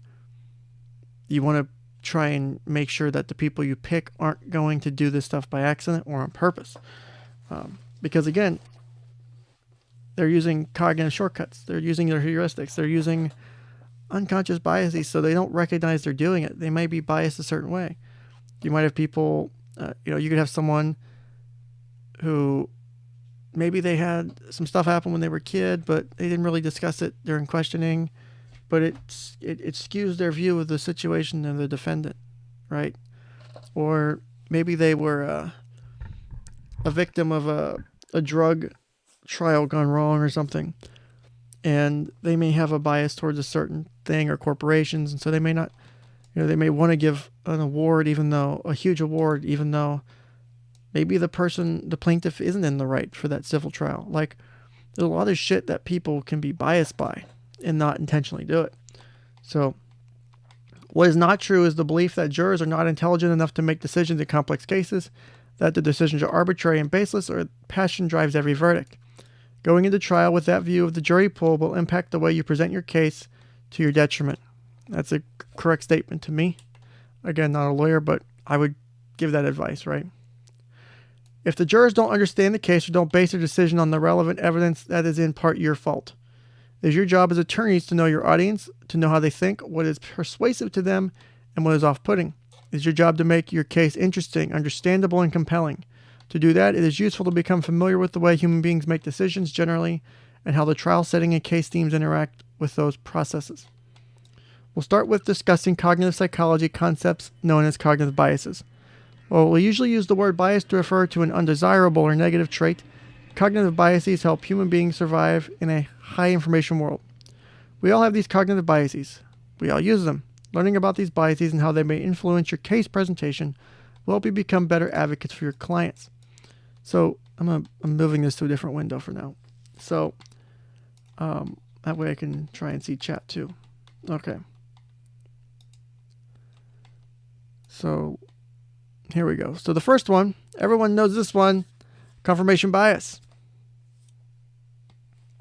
Confirmation bias, also known as, quote, my side bias, is the tendency to seek out, attend, and better recall information, for example, evidence and arguments that confirms one's pre-existing attitudes and beliefs, while at the same time discounting or ignoring information that is contrary to one's pre-formed opinions. When evidence is ambiguous, as it often is in cases that make it to trial, it is interpreted in a way that confirms the initial belief. So as Robert Barnes was saying about this, factoring in the media play into this case and the social media impact in this case is important. And the fact that it wasn't brought up is because your jurors, if they've seen anything about this case, they may have confirmation bias, whether they believe it or not, whether they think so or not. It's something that, you got to factor it in. And this is an article written to attorneys. This is written for attorneys. So that's why I used it. So it's teaching attorneys, hey, this is the shit you need to look out for. This is the shit you should factor in when you're doing these types of cases, when you're doing these things. You have to factor in what your jurors are going to do for you.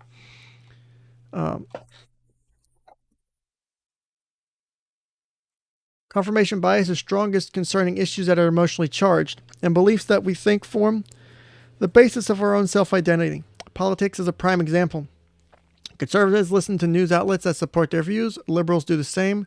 We purge our Facebook pages to people whose opinions are different than ours. I don't. I actually like different opinions. I like being challenged on my beliefs because it makes me better at what I do. Confirmation bias plays a significant role in decision-making and therefore underscores the importance of jury selection. Every human being engages in confirmation bias. Intelligence, station in life, age, race, gender, none of it matters. Confirmation bias is why 12 people can hear the exact same case and come to vastly different interpretations of what happened, who was at fault, and what the damages should be, or in this case, whether they should spend decades in jail. You will not change the mind of someone with strong views against essential elements of your case, not in jury selection and not during the trial. What you must do instead is identify those whose personal life experiences, the most influential factor in shaping attitudes and beliefs, are problematic in your case. This is not accomplished by asking the jurors if they can be fair or follow the law. I wonder if that happened in this case at all. I mean, it's standard, but it kind of might have happened at some point by the judge doing this constantly. It is not accomplished by asking questions that begin with, do you understand? Or the judge will explain the law is. It is not accomplished by asking jurors hypothetical questions that only seek to advance themes or gain meaningless commitments. And in fact, asking some of these types of questions, which jurors may see as having little or nothing to do with the facts of the case, can cause them to think poorly of you. That's very true. So the stereotypes. You guys ready for some stereotypes? I got hi-fi. I got boombox. Oh shit, different stereos. God damn it. All right, different stereotypes. My bad. I thought I was selling some stereo. I have a boombox. You guys want some? Also, pimp my ride. You can pimp my OBS stream. Let me get some stereo boxes up here. You guys want a Walkman? I got a Walkman. Confirmation bias also affects the decisions attorneys make in jury selection. There are long-established stereotypes based on demographics like race, gender, age, and education about who makes a, quote, good defense juror and who makes a good plaintiff's juror. There's a belief that higher status, higher educated, more intelligent, higher income, white belt jurors are defense jurors because they will decide things more rationally and base their decisions only on, quote, evidence and, quote, logic instead of, quote, emotion. There is the belief that lower educated, lower status, minority jurors and females will be pro-plaintiff because they will be more emotional and more empathetic, and that they will award more damages because they don't understand the numbers. Preservation of these stereotypes in deciding who to strike and who keep, even in the face of contradictory evidence, is not only illegal per Batson v. Kentucky, it's an interesting case, but making demographic-based jury selection decisions can also be seriously detrimental to the outcome of your case. Stereotypical thinking along demographic lines will lead you to keep bad jurors and strike good ones. That's a good point. I do think Kyle has a very representative sample for his area. It's a little bit heavy female biased. I think it's like 7-5, so 7 females, 5 males. There is one person of color on the jury, which is consistent with the demographic makeup of his area. So it's a somewhat representative sample. For the last 20 years, I have encouraged, I'm sorry, let me restart that sentence. For the last 20 years, I have encountered this stereotypical thinking, even among some of the best trial lawyers in the country.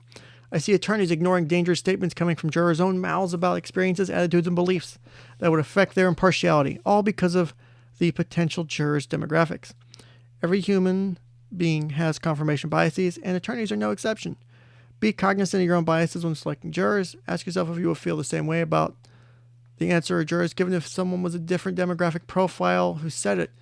So basically, if they were black or white or Asian or male or female or transgender or angel gender, would you still keep them or would you still kick them off of your jury pool? Because that's something you really want to think about. If they had a high school education, if they had third grade education, if they were a master's or a doctorate, would you still keep them if they said the same thing? It's really important. It's actually an important question. If they are telling you that they have preformed beliefs or strong views about relevant case issues that are detrimental to your case, confirmation bias will make it very difficult to change their mind. That's a true as fuck statement. If everyone has confirmation bias, how can we ever select jurors that will be impartial?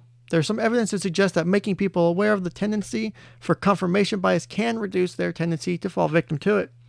Talking to jurors about how the process works and asking them to be aware of the potential for it to happen to them may result in them actively working to keep an open mind to the evidence and arguments presented. Research has also demonstrated that people with high confidence levels are less susceptible to confirmation bias because they are open to and actively seek out contradictory information when forming arguments. Their self-identity is less tied to the preservation of their beliefs. fundamental attribution error or defensive attribution. Hey, it's a type 1, type 2 error. I love that. The role of jurors in civil. So this is civil trial, but again, this is psychology of jurors. It will go into the same kind of things, right? No, well, they did jury selection at the beginning. They had like a jury pool of like 100 some people or whatever. So during jury selection, you do have to narrow it down to, in Kenosha or whatever, in Wisconsin, you narrow it down to like 20, or at least in this trial, they narrowed it down to 20. So you have alternates, and then they pick the 12 that will sit on the actual jury as the active primary jurors, and you have your reserves. So, and Barnes and I probably disagree on some of this stuff. It would probably be a cool conversation to have with some of this. Now, the thing is Barnes might also be engaging in a confirmation bias of his own because he's been in the area for so long, because he's been in the field for so long. He may not recognize what he's actually doing. That's not a slight against him. He is also potential to fall victim to confirmation bias, just like I am. But I'm also aware of that, so I try not to let that happen to me. So the role of jurors in a civil trial requires them to make attributions about causality and responsibility. Psychologists have developed a distinction between two types of attributions for behavior. One, internal or dispositional attribution, which focuses on characteristics of the person. Or two, external or situational attribution, where the focus is on the situation or circumstances. I think a lot of this is probably at play in this case. When making decisions about the cause of negative events that happen to others, we are most likely to form internal attributions, meaning that we are more likely to scrutinize the behavior of the individuals involved as opposed to the circumstances. On the contrary, we are more likely to place blame for our own misfortunes on circumstances or the situation. This is what is known as the fundamental attribution error. A subset of the fundamental attribution error is defensive attribution. This is a cognitive bias we use to protect ourselves from the fear that a negative event that happened to someone else could happen to us. We hear about a tragic outcome. We want to psychologically distance ourselves from the belief that we could befall a similar fate. How would we do that? Or how do we do that? We focus on the actions, motivations, and behavior of the victim as opposed to the circumstances. I wonder if this is at play at all here too. I wonder if people are blaming the defendant in this case. Well, he shouldn't have been there. He shouldn't have had a gun. He shouldn't have done this. He shouldn't have wore a short skirt. I shouldn't have wore a short skirt. I shouldn't have worn that dress. I mean, I'll wear it if I want to, but that's check my OnlyFans. But as this is saying, it's easier to blame the person versus the circumstances, or to focus on the person or the internal versus the external, right? But if it happens to us, we focus on the external. Oh no, it was because of this or something happened. It wasn't me. It couldn't have been me. Fuck no, there's no way it's me, right? Where this is a situation where you really want to focus on the circumstances. It's not about the person. It's not about, well, he was 17, he had a gun. Doesn't take away his right to self-defense. It doesn't take away the situation. It doesn't take away the danger his life was put in. That's what my problem with this is. So let's continue. We say, if I were in that situation, I would have checked my mirrors, crossed the street, notified HR, etc. I would definitely cross the street and notify HR. If you saw me wearing a short skirt, hell yeah, I'd notify HR on myself. The more similar we are to the person who has experienced the bad event, or the more likely it is that we could find ourselves in similar circumstances, the more likely we are to engage in defensive attribution. Plaintiffs' attorneys must be constantly looking for ways in which potential jurors might be personally threatened by what happened to the client, and therefore seek to distance themselves psychologically from a similar fate by focusing on what he or she did to cause or contribute to the situation. Attribution theory is another important construct to be aware of in jury selection. Are the jurors similar to your client, likely to be more empathetic or favorable, or not? There is a sizable body of literature examining the impact of litigant-juror similarity in terms of both demographics and personality variables on verdicts. The belief behind the early research was that similarity results in attraction, so similarity would also result in more favorable treatment of a similar party. That certainly seemed to be the case in some studies, and many trial attorneys hold the belief that a juror who can, quote, identify with the client is a good one. There is, however, a flip side to similarity. That is, similarity and rejection as opposed to liking. This phenomenon, known as the black sheep effect, can occur when a similar other either has negative attributes or has suffered negative consequences or outcomes.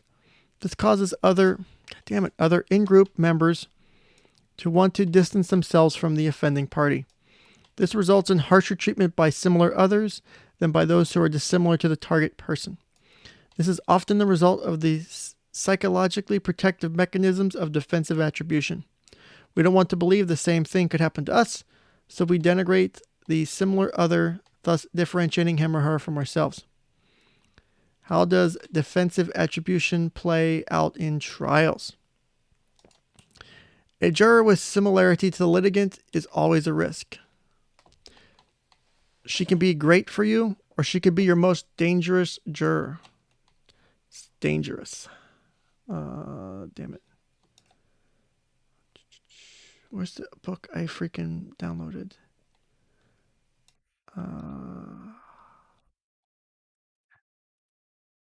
Here we go.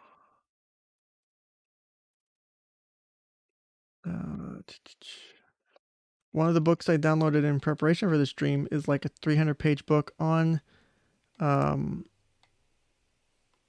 there's actually, I've downloaded probably a dozen books that are several hundred pages long and for this stream. Didn't read them, but I got them for reference. Let's see here. Psychology issues in civil trials. Bullshit. Nope, go back up. Hold on. I'm just trying to... One of these books is like really relevant to this fucking shit. I was trying to find the... Ooh, that might be a good thing to read. Okay. That's something we'll read here in a bit. Sorry about that. All right. On one hand, similarity to a litigant, for example, the plaintiff, can lead to empathy. Having undergone a similar situation, the juror knows how hard it was, how awful it was, how painful it was, etc. Or in the case of the defendant, maybe the juror's family was sued for something she felt was unfair, or maybe she has a small business and is overly concerned with the litigation, resulting in empathy to the defendant's situation. Identification can also, however, lead to rejection. Ah, damn it. Oh my God, this drove me nuts.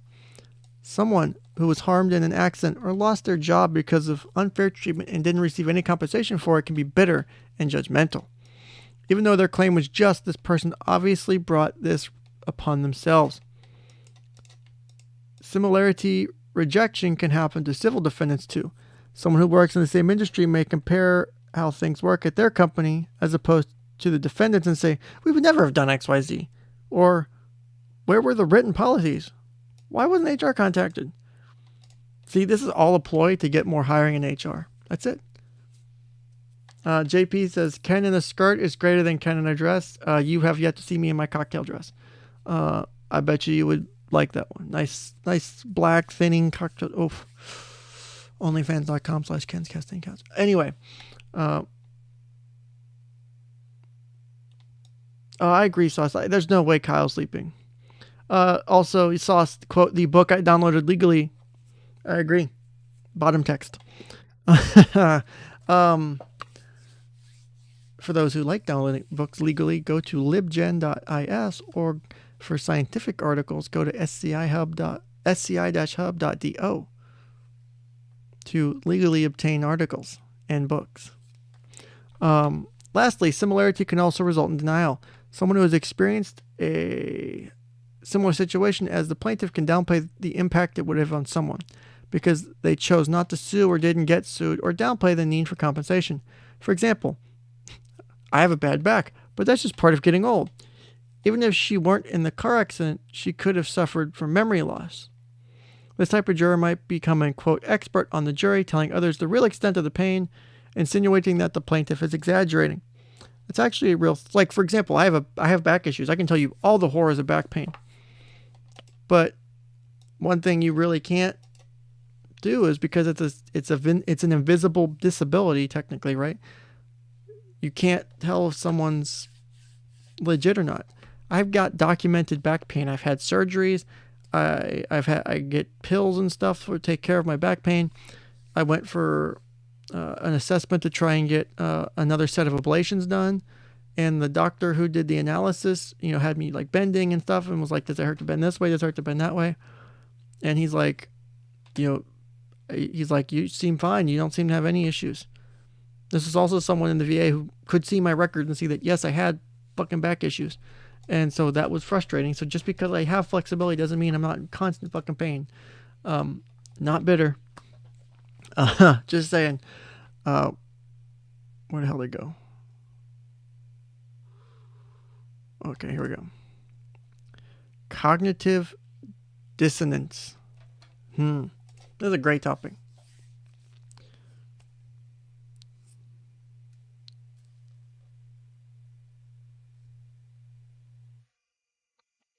Sauce, I don't know that question. If you can ask the jury who they voted for.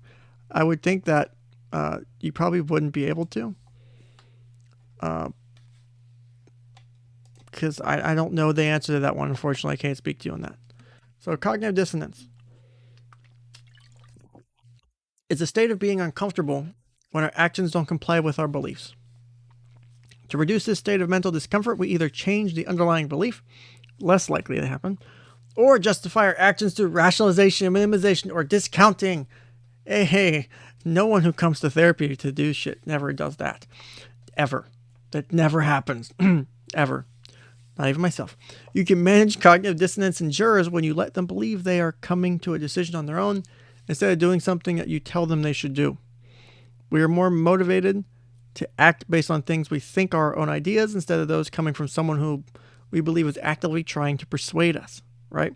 So if I tell you that, make the right decision, you analyze the evidence, you guys as a jury come to the decision that based on this evidence, I'm putting the power and the control in your hands. That gives you the power. Versus if I push it on you, I say, you need to make this decision. This is the only decision that's right. You can bias the jury. Like, these are all things that come into play. Every word you speak will matter and influence what happens next. Just like there's no difference whenever I do therapy. Like, everything I say to someone, if I say the wrong thing, I could fuck up months of therapy. It's a concern, right? Like, I don't want to say the wrong thing because I don't want to fuck up months of therapy because then I have to fucking make it up somehow. And I want someone to go downhill. I've never done that, but like, I can't just have someone come in to me and I can just go, oh, that's bullshit. That didn't happen. Like, no, you don't do that, right? So hindsight bias. Hindsight bias is also known as the I knew it all along effect, or Monday morning quarterbacking, like I might be doing right now. And so has Nick been doing all the last 2 weeks and 2.5 weeks. I don't even fucking know. It's almost 3 weeks now. Dear God, help me. This refers to our tendency to, after all information is known about an event, perceive it as having been foreseeable or preventable, regardless of the surrounding circumstances. This cognitive bias can play a significant role in jury decision-making. Knowing what we all know now after the event, actions that could have prevented or mitigated the outcome are apparent. After an auto accident, we can all think of what we would have done differently and how that would change an outcome. Oh, yeah, I can tell you a lot of that shit. Like 2020, hindsight is 20, like, it's so clear. Like, clear, look at this Kyle shit. Like, well, definitely if he hadn't gone to protest, he wouldn't have shot anyone. Or if he hadn't carried a gun like that, he wouldn't have shot anyone. Or, or if he chose to run a different way, maybe he didn't think, but what you have to fucking think about is, in that moment, was that something he could have come to? Was it a rational thought? Was it something that, like, all those things come into play? And that's probably what pisses me off the most about the people who talk about this. And I don't say this to, like, a holier than thou thing, is whenever I see the people talking on Twitter or talking on YouTube or talking about this case in whatever context or whatever media or platform, And I see them making these judgments and making these things and making these statements. Like, I know from my experience and from my background and my history, I can go, well, that's not you probably shouldn't do that, or this is probably not the right way, or like, I know people are making decisions or making statements based off of these different cognitive biases or these different unconscious biases. And it sucks because a lot of these people are probably normally rational people. And I don't think they're doing it on purpose sometimes, but I think I can tell at least the people who are being dicks or doing this shit on purpose versus people who are, out there to try and cause harm, try and spread a message, spread a narrative. So let's continue. A doctor whose care resulted in an adverse outcome, quote, should have known that their choices would have had resulted in an adverse outcome. Hindsight bias is most detrimental to the party that is perceived as having the ability to prevent the bad outcome. So in this case, Kyle is perceived as that person. He had every ability to prevent that outcome from happening. He couldn't have gone. He shouldn't have brought a rifle. He didn't need to protect someone else's property. It's a bias. It's all a bias involved in this decision making and statement, in this thought process. And if you have people on the jury making these same thoughts, it's going to affect the outcome. Hindsight bias can be reduced by using counterfactuals and putting the juror at the beginning in a position of foresight. Counterfactuals cause decision makers to think about alternative outcomes based on what was known at the time that a choice was made. The use of if-only statements are effective in countering hindsight bias. For example, if only the driver had chosen to drive the speed limit, if only the company had installed the low-cost part, if only the manager had done a proper investigation, etc. Trial presentation and jury decision-making, the story model. Why is the story model effective in trials? Because we all use stories to make sense of the world. It's how we best learn and categorize information. A story creates a schema or narrative of what we believed happened. And then through other cognitive biases, we tend to filter the evidence and arguments through this schema. Jurors come to trial wanting to know what happened. A good story answers this question in the way which is most beneficial to your client, but also fits the evidence most succinctly. Each element of the story is important to think of when preparing your case. If there are holes in the narrative, jurors will fill them in on their own. The story has a setting. It has a beginning or the initiating events. Characters, each of whom has motivations to act. Actions are turning points, consequences and outcomes of actions, and a conclusion, which the jury ultimately decides.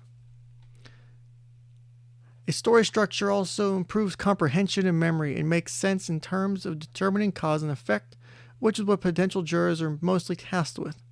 It is familiar. An engaging story draws people in and makes them care about what happens. It is less likely attending a lecture and more about watching a film or reading a book. A legally strong case may fail at trial if there is not a viable, compelling human story that shapes the case presentation.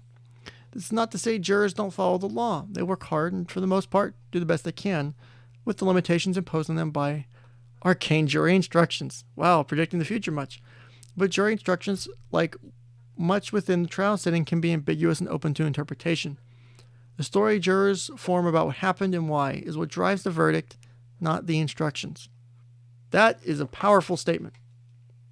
The story that jurors form about what happened and why is what drives the verdict, not the instructions. So, whose story was presented better? Which story makes the most sense? The prosecution or the defense? Which one was there a story? Was there a way for that to be done in a way that makes sense? Did you feel it made sense? Right? All right. The law and instructions become a part of the story during closing arguments. More recent research has found that both sides do better employing a legal expository structure for closing as opposed to a strict narrative. What does this mean? So this is some legal stuff, right? We're getting a little bit outside the stuff, but it's part of this article, so I'm gonna let it ride. The legal expository structure is a point-counterpoint structure that is often employed by the defense. This involves comparing plaintiff arguments, evidence to defense arguments, evidence point by point, structured around the instructions and legal elements as opposed to only chronological order.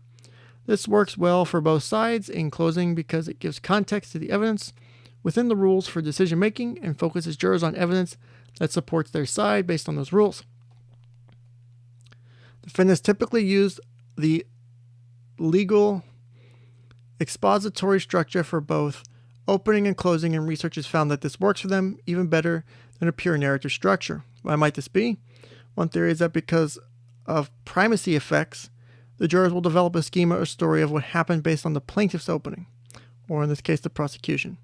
The defense, rather than simply retelling the story from their point of view, challenges or reinterprets the story that the plaintiffs have told, which I think the defense did a decent job on.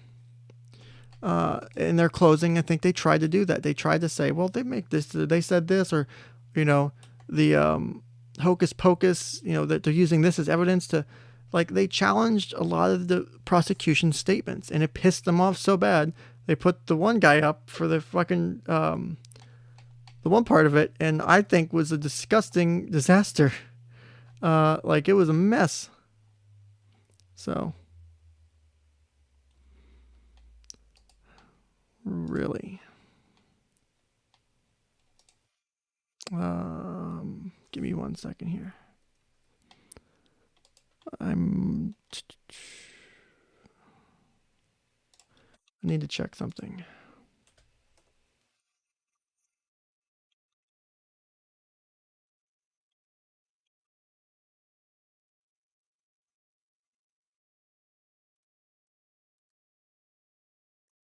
Well, isn't that fun?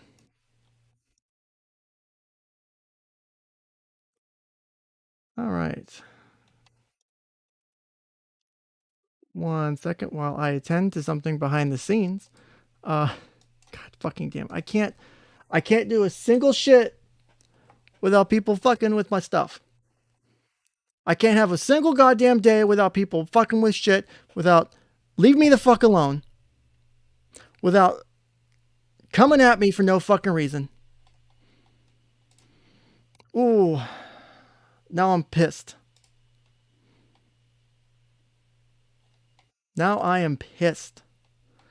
God damn it,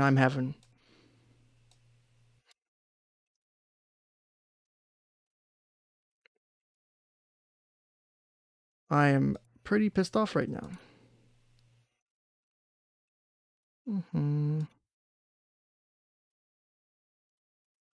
So let me try and deal with this real quick. And then we'll resume our regularly scheduled programming.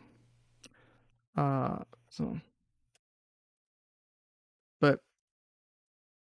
for a group of people who apparently don't like me, who I've left alone, apparently they don't know how to leave me alone. Let's see here.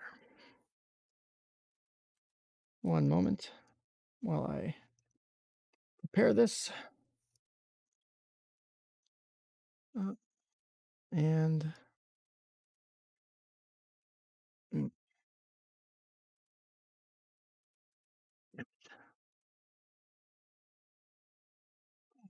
that is shit. This is wrong.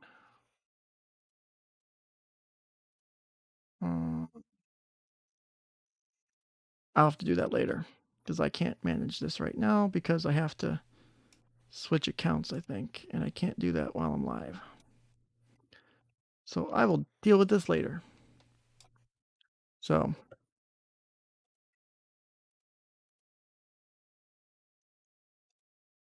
I don't want to start dropping shit because I don't want to start drama. I've been trying to avoid drama and move away from this shit. Apparently, people don't understand that. The irony in the shit that they just did, don't you worry. It's going to be fun. I promise that much. It's going to get real fun real quick. I promise that much. Probably not on the stream, but if this shit keeps up, I'm done. I'm about fucking done. It's fucking annoying. It's ridiculous. Why don't you stop being a bitch? Stop hiding. Why don't you comment and chat? And why don't you come up here and bring the shit to my face? Stop being a cunt. How about that? Let me take this and download this before your ass gets rid of it, because I know you will. Because you do it all the time.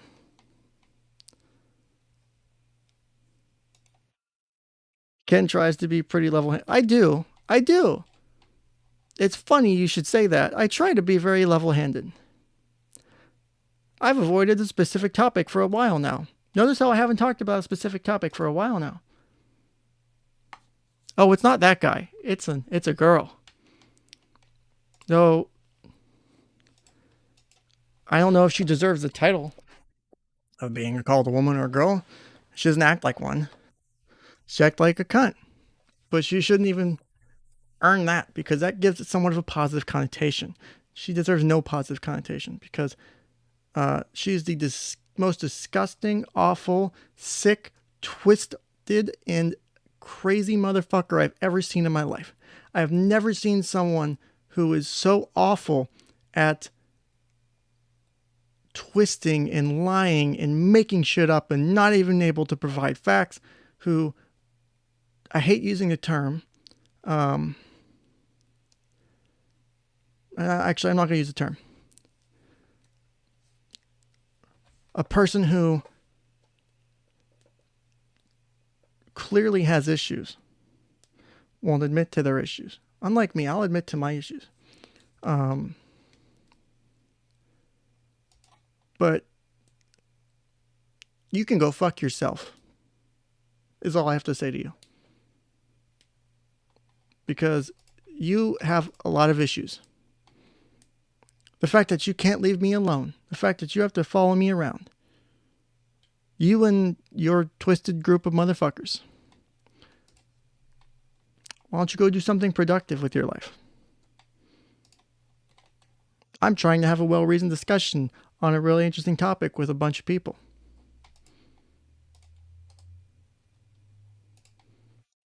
But you have to jump in.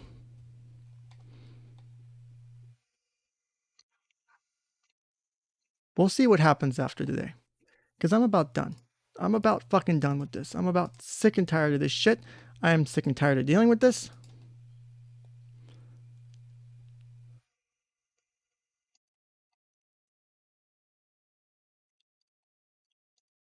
Person who engages in crimes. Person who... Oh, we're about to have a... Oh man, I'm about to lose my shit. Let's try and finish this article before I have a fucking meltdown and start just cursing and doing nothing but ranting. Because I will, and I don't want to. Because the irony of what they did. Actually, you know what? Fuck it. Let's do it. Let me open this up real quick. Let's see if I can do this real quick. Let me...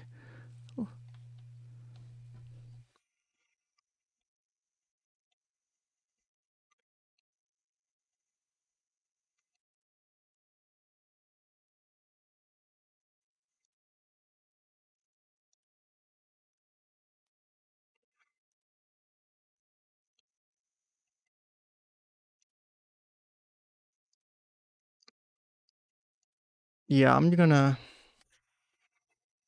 Way to take things out of context. It's a joke. These people don't understand jokes. That's the thing, Mike. Exactly. One of my literal hobbies is archiving data. One of my literal hobbies is data archiving, data hoarding, downloading websites, downloading shit that's going to go off the internet, keeping shit from disappearing off the internet. I have helped engaged and participated in multiple things, multiple big events and things. I help the archive team occasionally with stuff with a couple warriors, and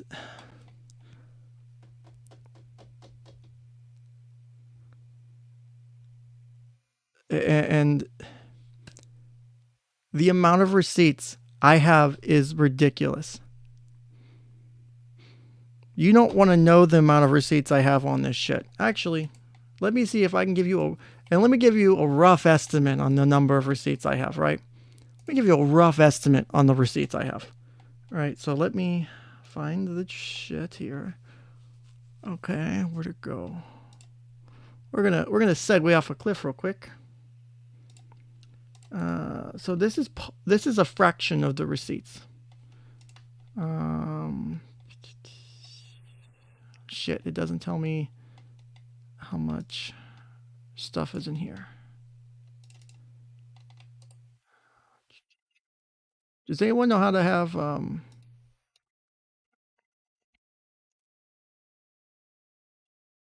Google Drive show you the total amount of data in a folder?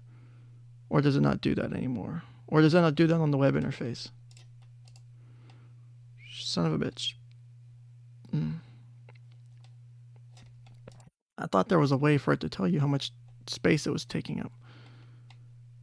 Apparently I was wrong on that. Well, if anyone knows, let me know, because I don't have it currently hooked up to my computer. But if you do,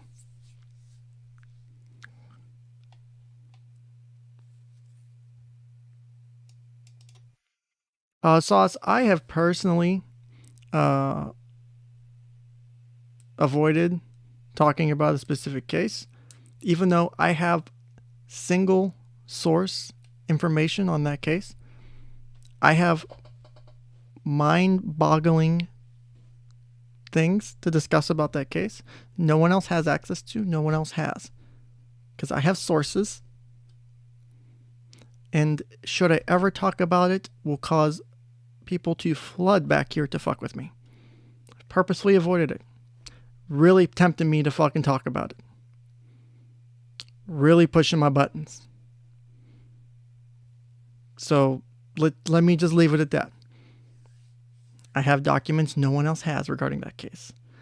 Not a soul. Both sets of them. Which would make a great set of streams or a whole stream. Haven't brought them up. Haven't shared them. Push me harder. I fucking dare you. Next time, I'm dropping them. Game on. Leave me the fuck alone. Go do y'all shit. Go play around. Go fucking circle jerk wherever the fuck you are. Next time you guys fuck with me, game on. I'm going to drop them like that. And we're going to have a fun fucking time. Because I'm done. I am fucking done. So, okay. Let's continue. When telling your story, the initial focus should not be on your client. The focus should be on the other side and their motivations, poor choices, and actions. Why? Because trials occur when there was a negative outcome for someone. Both the fundamental attribution error and defensive attribution teach us that people want to blame the actors for bad things that befall them and credit the situation for good things that occur. They will begin the case by looking to see who is at fault. The plaintiff's case must be about the defendant's conduct. This is where you will want the jury's attention. The idea is that the defendant's actions set up a situation that could have harmed anyone. Your client just happened to be the one who suffered this time. For example,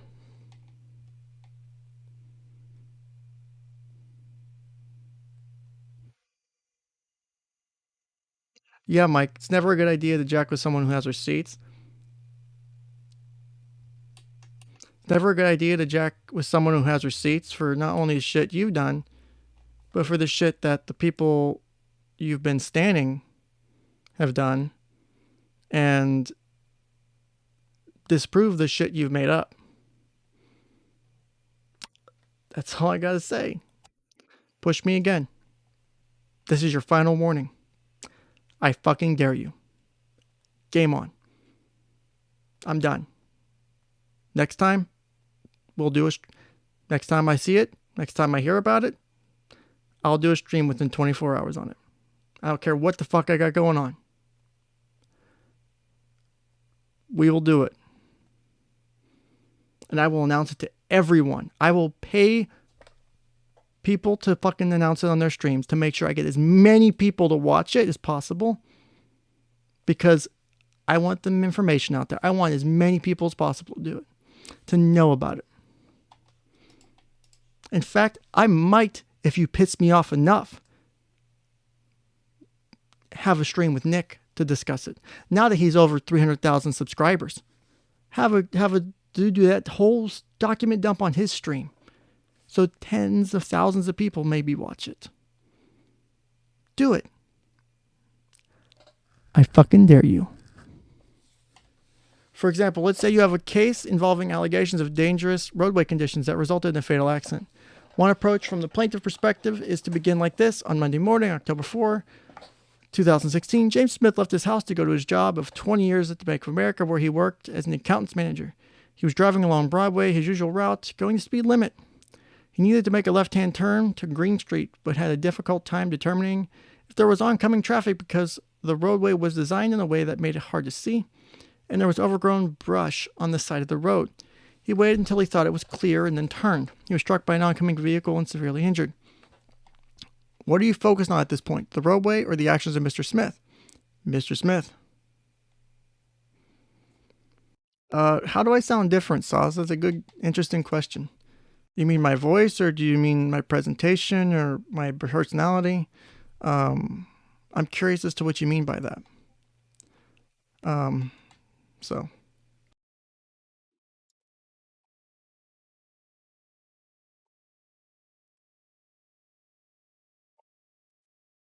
Now, 1 second.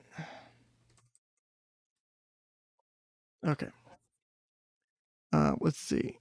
Attorney presentation style. Don't tell the jurors what to do or think. Persuasion is much more effective when you lay out the pieces and lead them to conclude on their own. When jurors come up with themes and analogies and decisions about the behaviors of the parties, it is much more powerful than when you tell it to them. Two things jurors hate most of all are the perception that their time is being wasted and the belief that the attorneys are being manipulative, slick, or condescending. In a recent jury selection, the attorneys made many openings before the jurors completed a questionnaire. One juror wrote on her questionnaire in response to a reason that she couldn't be fair or impartial. I felt like the defense attorney addressed the room as if we were children. I saw through his attempt to humanize his client. I'm not a huge fan of his technique so far. If it continues, he may swing me the other way. I'm often asked about how important it is for an attorney to be likable. Liking the attorney does not necessarily result in a favorable verdict, but dislike for an attorney based on demeanor, trial tactics, and presentation style has an impact. This is especially true if the behavior coincides with attributes/traits of the case and the underlying participants. If the plaintiff is portraying a defendant as being evasive, hiding evidence, or being less than forthcoming in testimony, then lawyers who do not appear open and honest will solidify the perception. If a plaintiff's attorney comes across as not caring for the client that they represent or unknowledgeable about their client's personal information, then they fall into the stereotype and frequent defense theme that this is attorney-driven litigation. Do not talk down to jurors. Do not go into trial thinking that they are not as smart as you or will never understand the nuances of your case. If they don't understand, it is because you are not doing your job correctly. There's a difference between simplifying a story and using real-world analogies to illustrate difficult concepts because being condescending. Jurors are smart enough to know this. Edit the portion of this, reprint it with permission, and then your endnotes.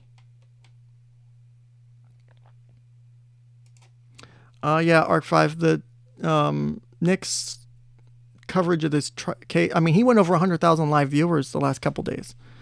His channel is blown up just because of all this.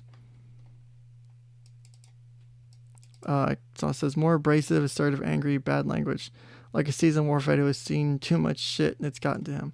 I mean, you guys, if you've seen me from before, I'm usually really chill. I'll laugh, joke around, tell jokes. That's just how I roll. That's how I roll. It's what I like.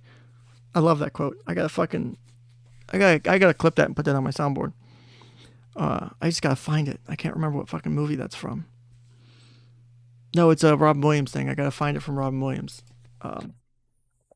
It's from his, I think it was from his Broadway thing. But no, I don't wanna, like, I never, if you know anything about what happened to me earlier or during the summer, if you're new here, then you know the major upsetting that had to my life and the changes it caused.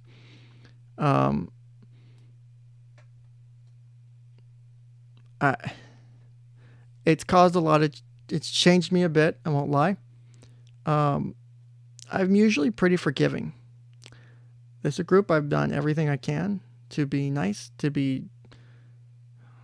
because notice one thing, if you've ever watched the streams that Nick has talked about on that case, I don't really make fun of those people, like calling them names.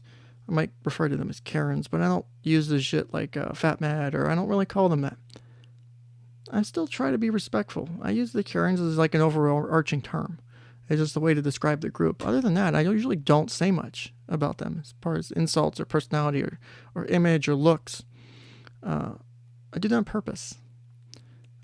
Even doing so, the same people have said some of the most awful shit about me. Saw says, it makes you more human, though. Either it relates to in better streams. Just I know it happened. Okay. So there you go. You guys have it back. Yeah, it's exactly, Mike. This is what. Yeah, like I said, the amount of evidence I have, I don't think I can even measure because, let me see. What would be the easiest way to do this? No. Oh, wrong folder. Let's see, how many... Oh, wait, I remember how to check. I remember how to check one part of it. It's because I just backed this stuff up to my, I backed it up to my, external drive. Some of this. This is only part of it. Just some of the stuff I backed up for the receipts is somewhere around 6 gigabytes of information. That's mostly videos and streams. I've got I'm probably closing in somewhere on the neighborhood of 50 gigabytes or more of receipts between all the shit I have. Rackets is a natural asshole that puts forth effort to be kind. Ken is naturally kind, but can be an asshole to people who are asking for it, in my opinion. I tell people, normally I'm very chill. I'm very relaxed. But people, I joke about it, but one of the things I'm deadly serious about is you do not ever want to see me angry. I can be very angry. I can get very pissed off when I want to. I know how to control my anger. I don't let it out and lash out and like I'm angry to people, and don't do shit unless it's warranted or necessary. Right? I don't like doing that stuff. I'm not that kind of person. It's not how I roll. It's not what I would do. It is a general thing, right? It's like I don't like doing that, so I don't do it.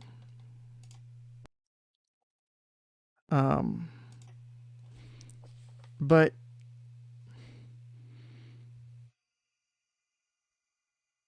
I will do it if I have to. I will be a dick. I will be an asshole. I will push everything I have into something if I need to. Because I'm done caring. I'm done being nice. I've been very nice. I've been very polite. And you know what? I've interacted with people who have been against me, who didn't like me initially, and I've gotten along with them for the most part very well. I mean, I've had people on my show that I don't necessarily like, or I don't get along with, or I've been on people's streams that may have had something to do with, you know, the things I have. But I've reconciled with them because they were polite to me. They're nice. They're kind. They apologized. And then, well, that's not that hard to do. The rest of the people apparently can't do that. Apparently that's too hard for them to do. So guess what? Game on. We'll see what happens. Push my buttons. all I got to say. Because I am fucking done with the bullshit. It is not worth it. It's not fucking worth it. It's not worth the hassle. It's not worth the stress. I am fucking sick of it. If you want to play that game, I know how to play it right back. Promise you, you're picking the fight with the wrong person. I promise you it's a bad idea. I'm being nice. Unfortunately, you picked the wrong person to fuck with. That's your fault, not mine. So, real quick, let's do another...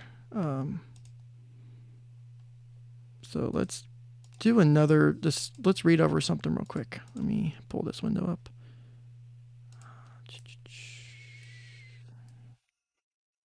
All right.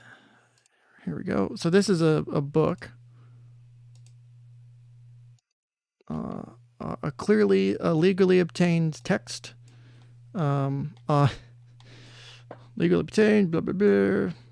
All that good shit, right? So, because I have to deal with this whole freaking... so we're going to look at a section of this book called Inadmissible Evidence and Pretrial Publicity, the Effects and Ineffectiveness of Admonitions to Disregard. I think this might be relatable. So we'll talk about this. We'll discuss this a little bit, and we'll probably end the stream. So, okay. Let me put you up here. And the highlighter works. Good. Okay. This is a couple dozen pages, but we're not going to read it all. So we're going to go into this, though, because this might be relatable to what we're talking about. Like other shit. There we go. Let me go back to this. Thank you. My couch is very comfortable.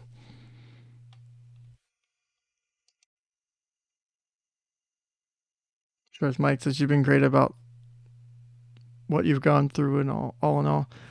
I've tried to be chill. I've tried to be reasonable. Apparently that's the wrong way to deal with this. I thought I was doing it the right way. I've actually been told I'm still doing it the wrong way. That I'm not being nice enough, or that I should have done it a different way. Like, okay. I mean, I'll take the criticism, but... Okay. Saw says, I just want to say what happened to you was wrong, and I'm sorry. It's okay to be angry. Oh, no. I was way angry at first. Mostly because of the impact to my clients. Which sucks, and I hate it. Speaking of, I need to deal with something tomorrow. But it's not your fault. I know it's not your fault. And you shouldn't have to be, you shouldn't be sorry for that. The people who should be sorry are the people who will continue to, and I have proof that contacted my job. I have evidence of you reaching out to my boss via email, via Facebook, other means, phone records. If you don't think I have it, you'll be in for a big surprise. All it's gotta be is one day I get tired of it and it's lawsuit time. You know what I haven't done? I haven't filed injunctions. I have people's names. I could file injunctions at any point to get these people to leave me the fuck alone. Haven't done it because I don't want to deal with it. Because technically I can file restraining orders against all these people. And I have 90% of their names. Their addresses, where they live, so I could legally do it. Haven't done it. Thought about it. But again, all I've asked is you to leave me the fuck alone. Let me do this shit the way I do it. If you don't like it, go watch something else. Click off. I don't care. Go watch something else. It's fine. It's great if you want to go watch something. If you don't like this, go watch something else. Be happy. The people who want to be here will be here. People who want to support me will continue to support me. So.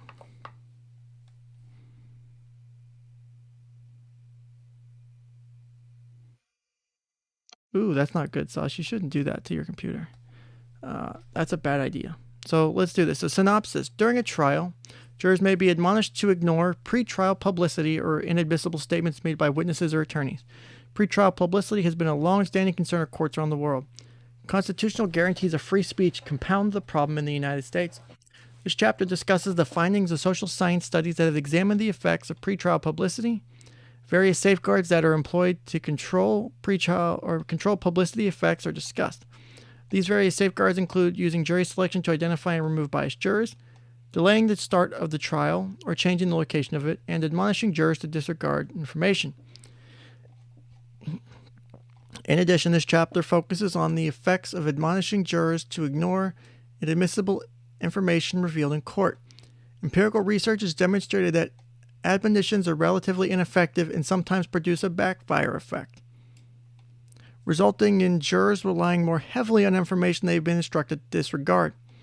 The issue of admonition ineffectiveness is explored throughout the application of several social psychological theories, including belief perseverance, the hindsight bias, reactance theory, and the theory of ironic processes of mental control. It appears that no single theory can provide a complete explanation for observed effects, and that it may be necessary to integrate several theoretical perspectives in order to improve admonition effectiveness. The chapter concludes with a discussion of policy recommendations and suggestions for future research in this area. So this is from a book called Jury Psychology: The Aspects of Social Aspects of Trial Processes. There's a bunch of chapters, about 10 chapters in this book. Let me look real quick. 1, 2, 3. There's 8 chapters in this book. So there's 8 chapters in this book on this, and it's a really decent book, it seems like. So,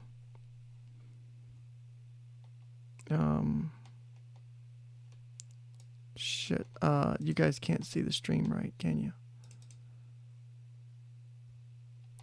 I think I'm zoomed in a little bit too far. Shit. Let me come out to 250. This is why monitoring the stream is important. Okay, let's try this again. So, admissible evidence and pretrial publicity, the effects and effectiveness of admonitions to disregard. So this is several, like I said, there's a few pages. So let me see if I can find some relevant shit. Okay, so as you know, there's been some evidence in this case that jurors have been told to disregard, right?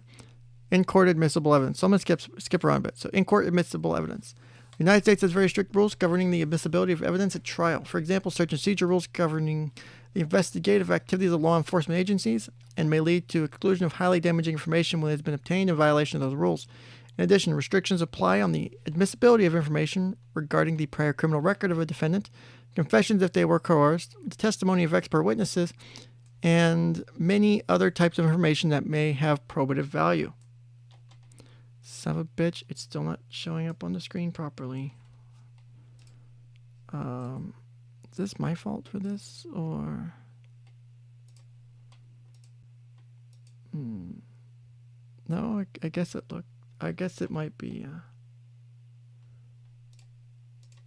what the hell? Okay, that might be better. Sorry guys, I'm just trying to make sure I'm actually doing the shit on the screen properly. As a result, in the United States, there is a wide range of information that may be deemed admissible. Although other nations vary in this regard, differences in admissibility may be the result of, quote, judge-made law that develops out of different conceptions of the role and competence of the jury. Courts around the world generally have some form of criminal procedure rules that prohibit the admission of certain types of evidence. This is true in countries with new jury systems such as Spain and Russia. Juries were reintroduced to these countries in 1993 and 1995, respectively. So before then, those countries didn't have juries, or they were removed for a period of time. That's really fucking scary. Imagine being tried for a crime without a jury. I would never do that.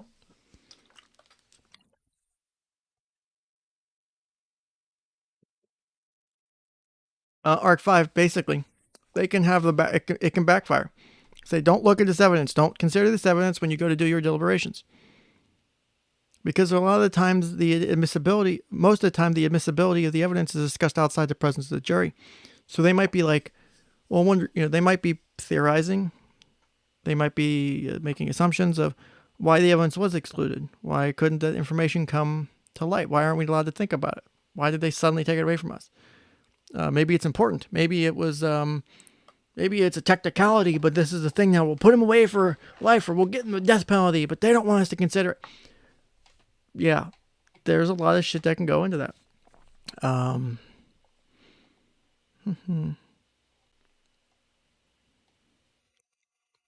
So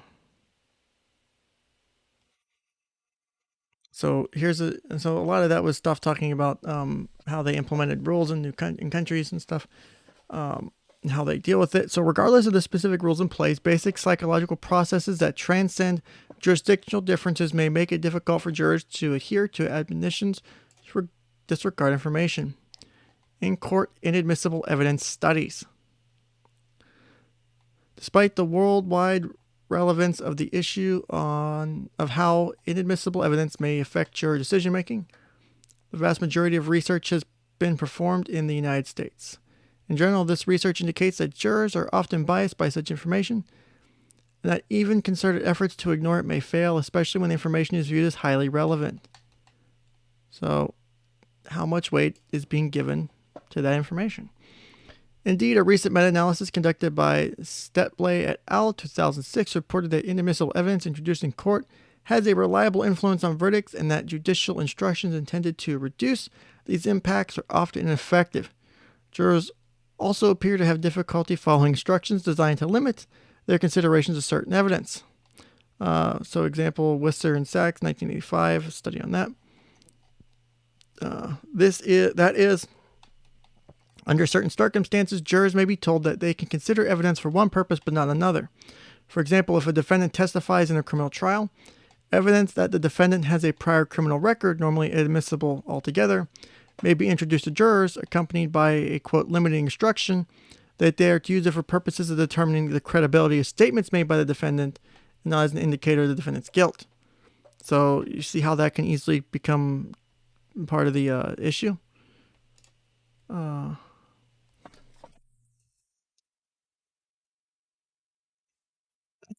that's too goddamn funny. Okay, that made me laugh a bit. Sorry. Thank you for the person who sent me that information. Oh god damn it. Factors affecting this excessive admonitions. Despite the generally consistent effects of inadmissible evidence studies, research has identified factors that can tend to make jurors more or less likely to adhere to admonitions to ignore evidence. These factors include the similarity between admissible evidence and the charge at hand, strength of the evidence, case seriousness, jury deliberation, extra-legal biases, and whether jurors are given clear rationale for the admonition. We consider work relevant to these factors below.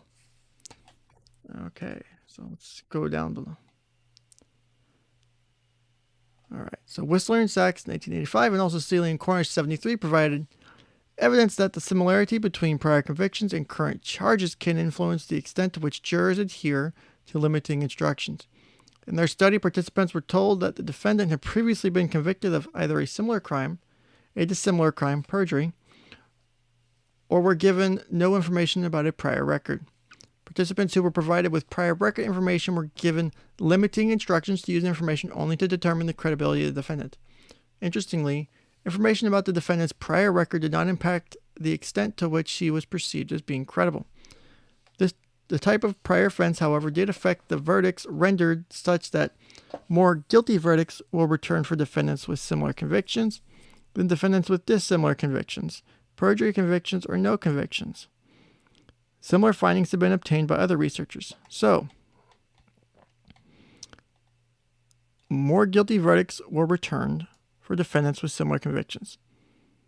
So, if you did type A bad thing and you did similar type A-ish bad thing, they might get you guilty more. But if it was something else, or if it was purge, like, or no conviction, so those seem to be decent jumps in the numbers there to me.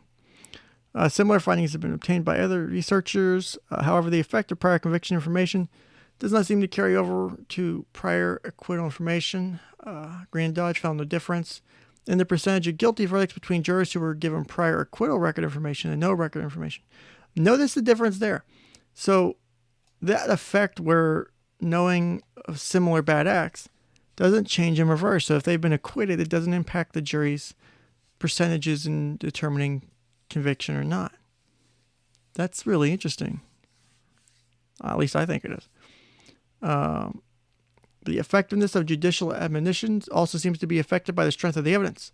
𝗬𝗏 et al. 1973 found that when participants were presented with weak evidence, they rendered more guilty verdicts if that evidence was deemed inadmissible than when it was not presented at all. In contrast, when the evidence against the defendant was strong, individuals obeyed judicial admonitions and were not influenced by evidence ruled inadmissible. Holy shit, look at that. That's actually relevant to what we're talking about. All right. So, 𝗬𝗏 et al. Found that when participants were presented with weak evidence, they rendered more guilty verdicts if that evidence was deemed inadmissible than if it wasn't presented at all. But in contrast, oh fuck, I can't change this stupid highlighter without comments. Nope, close. Let's change to green for this one. In contrast, when evidence against a defendant was strong, individuals obeyed judicial admonitions and were not influenced by evidence ruled inadmissible. Juries are more likely to look at weak evidence that's been deemed inadmissible as important than if it's not. So if it's something really strong against the defendant, if it's something that's like, this is going to nail your ass to the wall, but it gets deemed inadmissible, they'll obey the rules better than if it's some piece of weak-ass shit. Maybe, hypothetically, some pixelated weak-ass shit tends to render more guilty verdicts than if it was something strong, like, I said I was going to murder your ass, and it got inadmissible because of some reason. Like, think about, that's a really powerful fucking paragraph section. Wow. So consequently, it seems that jurors may be most biased by inadmissible evidence in situations where evidence is weak or equivocal. In related fashion, Brennan et al. 1995 found that evidence ruled inadmissible had a smaller impact on verdicts for more serious crimes, homicide, than for less serious ones, vandalism. These results were consistent with those obtained by 𝗤𝐭𝐽 and Cornish, which found that mock jurors were unaffected by inadmissible evidence in a serious rape case, but were affected in a minor theft case. So that changes the things a bit. So this is a murder case, right? So at first glance, this implies that due process concerns are greater when a defendant is charged with serious crimes or has overwhelming evidence stacked against him or her. However, it is important to keep in mind that these were juror simulation studies and no actual defendants were on trial. Yes, ARC-5, they can trust it more. But again, this is mock trial, so whether or not it would relate to true trial would also be something to consider. Again, you gotta take the research into the context it's in. So there was no actual defendants on trial, so this is all mock stuff. It's all hypotheticals. It's like when there is a threat of returning a potentially dangerous individual back to society, as in the case in real criminal trials, jurors are more likely to contemplate all the probative information, regardless of admissibility, at their disposal. So in a real trial, they're more likely to consider all the probative information. They don't care if it's admissible or not. They may, or more likely, it seems, to consider it. Another discrepancy between real criminal trials and many laboratory-based juror simulations is that juror simulation studies often do not incorporate a deliberation process. London and Nuez 2000 noted that several studies using group verdicts have failed to obtain inadmissible evidence effects. And In light of this, London and New has predicted that the impact of incriminating inadmissible evidence was greater before deliberation than after it, and obtained results supporting this hypothesis. Impact of incriminating evidence.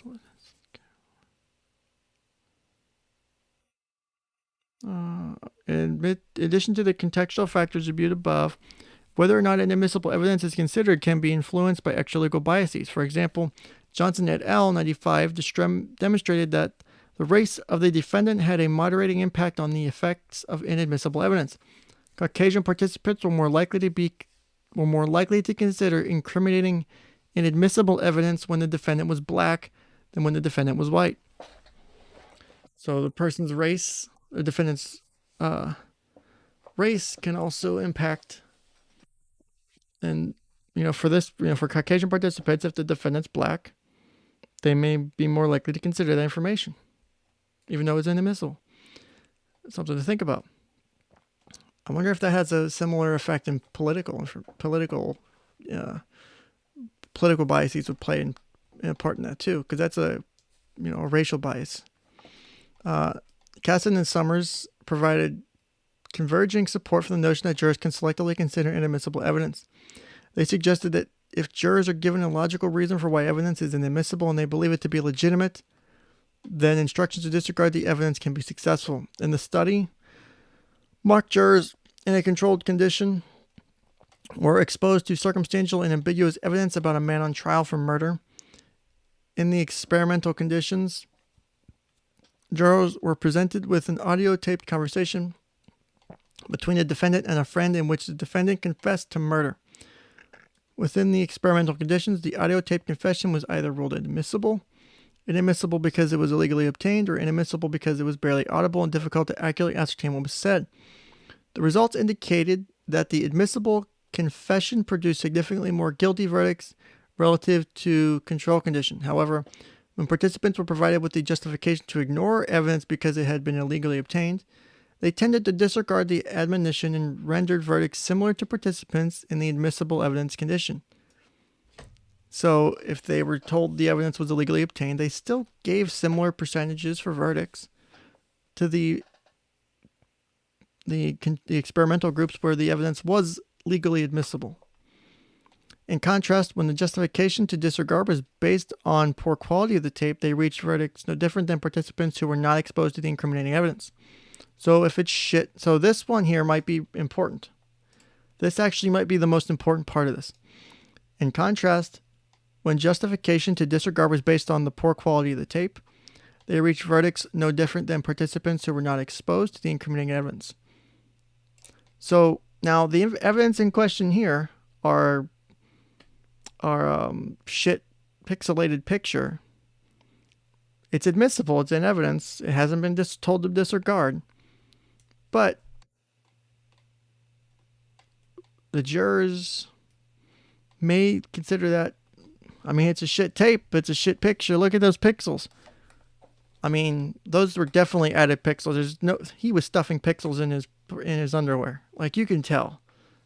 Those were pixels stuffed in there. There's no way that's legit. Right? Like, you know. So maybe they'll take that into consideration. Maybe they'll think, okay, this is kind of shit evidence. This is really shit quality.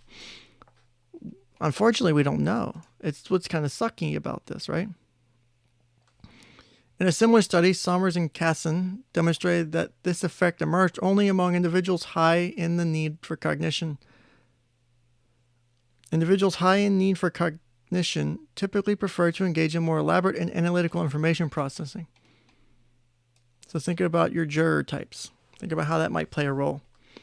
Need for cognition is typically measured using an 18-item scale, such as I would prefer complex to simple problems, and I really enjoy a task that involves coming up with new solutions to problems. I would probably be one of those persons. Because I do like solving problems. So, I would probably be one of these people. But, me being, I call myself a constitutionalist, I would do everything I can to disregard that evidence. I would not let it be part of my... Actually, I've been called jury duty. I actually have to fucking find that letter and fucking answer it. And figure out when the shit is. Summers and Kesson attributed their findings to people high in need for cognition having an increased motivation to arrive at accurate decisions, i.e. correctly identifying guilt based on systematic examination of all relevant information. Thus, mock jurors who were high in need for cognition were reluctant to use evidence that was ruled inadmissible because its reliability was questionable, presumably because doing so could potentially lead to inaccurate judgments. So there's a good quote. There's a good section. So if it's shitty information, they don't want to include it if you have some people who are high in cognition, because they don't want to get a bad answer, right? It's a good analysis. I could see where that's coming from. However, high need for cognition participants did not hesitate to use illegally obtained admissible evidence. Apparently, these individuals placed the desire to render an accurate verdict over the desire to provide a fair trial to the defendant. That's an interesting thing. So they would rather make the verdict be accurate, though the person is guilty as shit. We want them to be guilty, but that means they don't get their fair trial. That's actually really interesting. That's a really cool book. I need to read this shit more often. Like, I need to find time to read more often. I love reading fucking research and shit. It's so interesting. Like, this is interesting to me. I get off to this shit, basically, because it's interesting. Where are you going to find information like that anyone's going to want to spend time to read? Except this stupid show, right? The above findings suggest that mock jurors may be hesitant to use inadmissible information that they feel is unreliable. Consistent with this, other research suggests that inadmissible evidence is less influential when mock jurors are suspicious about it. For example, pretrial publicity or hearsay testimony was less influential in jurors' decision-making if suspicion had been cast about the motivation of its source. There you go. That's a good one. Oh, damn it. I did that wrong. So, for example, pretrial publicity or hearsay testimony was... yet both types of inadmissible information are influential in the absence of aroused suspicion, despite it being accompanied by a judicial admonition to disregard. Backfire effect. We talked about this earlier. One of the most concerning findings of research on judicial admonitions has been the demonstration of a backfire effect. Backfire effect refers to the tendency for jurors to paradoxically pay greater attention to information ruled inadmissible than if the judge had not drawn attention to the admissibility of information and simply allowed it into evidence. In an early demonstration of this effect, Broder 59 found that mock jurors presented with information the defendant was covered by insurance, information that should not be considered by jurors when rendering damages, awarded slightly more damages compared to a group of participants not told about the defendant's insurance coverage. So again, this is 59. However, when that insurance information was ruled inadmissible, jurors were unable to set the influence of that information aside, resulting in the highest amount of damages awarded. Wow, look, that's actually really interesting. So even though they were told not to consider it, the groups that were told not to consider it gave the highest damages of all the groups. That's actually kind of neat. So that was a real backfire there. Cox and Tanfor reported similar findings in the study in which they presented participants with either limited use or inadmissible evidence. Limited use evidence did not influence the jurors when it was not accompanied by instructions to disregard it. However, when a judicial admonition was issued in regards to limited use evidence, mock jurors demonstrated a backfire effect and made significantly more punitive judgments, stronger negligence ratings, and more negative character trait ratings, for example, credibility, of the defendant. Interestingly, inadmissible evidence, such as whether the defendant had liability insurance or had offered to settle the case, did not have an impact when accompanied with an admonition to disregard it. However, inadmissible evidence did increase liability judgments when presented without admonitions. Similar effects for inadmissible evidence were also obtained in a prior study. According to Cox and Tanfor, this discrepancy can be explained by the possibility that limited use evidence compared to inadmissible evidence creates more character trait attributions. They further argued that it might be easier to disregard a discrete element of evidence rather than to ignore an impression of a defendant's character rooted in inappropriate evidence. That makes sense. However, this would imply that jurors may still consider inadmissible evidence if such evidence would produce character attributions. So, for example, the Kyle Rittenhouse video of the fight with how he was helping his sister in a fight, and if I had my AR-15, that was 4 months. those would be things that would produce character attributions. Well, this guy might just tend to run the guns, or this guy wants to get into a fight.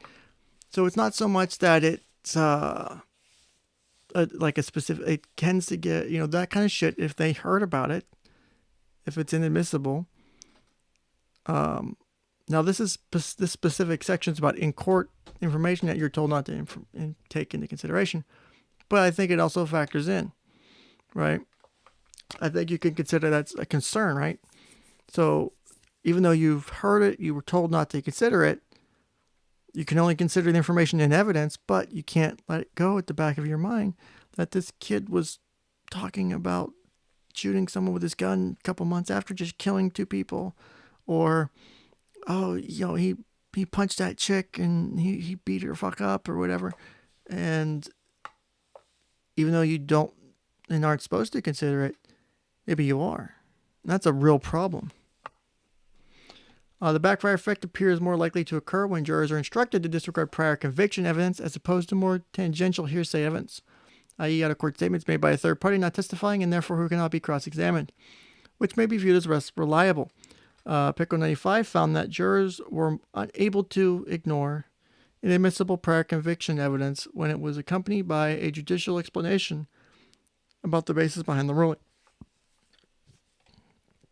However, the backfire effect did not occur when the same type of instructions accompany hearsay evidence. According to Pickle, jurors may not only have schemas for crimes and criminals, but for what should be considered admissible evidence. That's a good theory. So there's schemas about...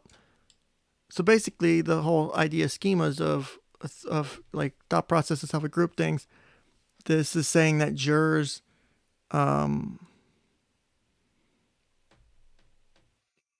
will basically say, well, if it's this type of evidence, I shouldn't consider it, but if it's inadmissible for this other type of reason, I don't think we should consider it. Like, so they tend to group those things. That's an interesting idea. For example, participants may have believed that it was unfair to consider hearsay evidence, yet reasonable to utilize other types of inadmissible evidence, example, prior conviction information, illegally obtained evidence. This possibility is consistent with other studies demonstrating the impact of hearsay evidence can be assuaged by both judicial admonitions and limiting instructions. Finally, Cook et al. 2004 hypothesized that a backfire effect might be most likely to occur among individuals who are predisposed to use all relevant information when making legal judgments. The results demonstrate that individuals who tended to utilize their own ideas of procedural justice when making legal decisions were more punitive towards a defendant when presented with inadmissible evidence accompanied by judicial admonitions. In contrast, such a backfire effect did not emerge among individuals oriented towards strictly adhering to the law. Thus, judicial instructions to disregard or limit the use of inadmissible evidence are frequently unsuccessful. In addition, such instructions can also be paradoxically focus jurors' attention to the inadmissible evidence and thus amplify its effect on legal decisions. Despite several factors that can reduce the likelihood of judicial admonitions will backfire, the general trend of the finding seems to be unsettling for legal systems built on notions of due process.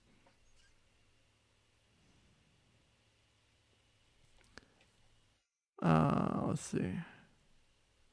Theoretical explanations for the ineffectiveness of limited instructions, belief perseverance. I'm just kind of scrolling through to see what some of this hindsight bias. We kind of discussed that earlier, how that works. Reactance theory, one of the more common explanations for failure of limiting instructions that judicial admonitions produce reactance to jurors. Free behaviors for requisite physical or becomes psychologically aroused which during. Okay, that makes sense. I don't know if that's at play here. We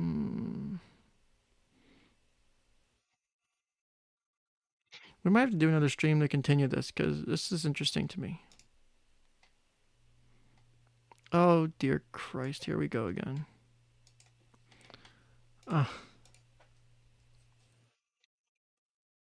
Every fucking time.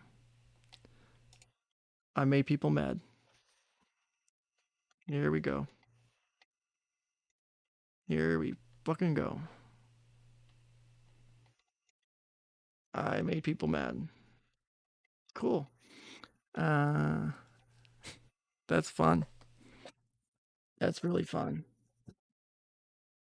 Well, shit, that's not good. Un momento, por favor. Shit, I need to do that thing real quick.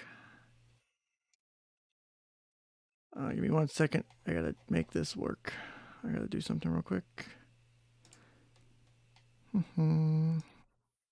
Edit. Oh shit, I forgot I did that. Delete. And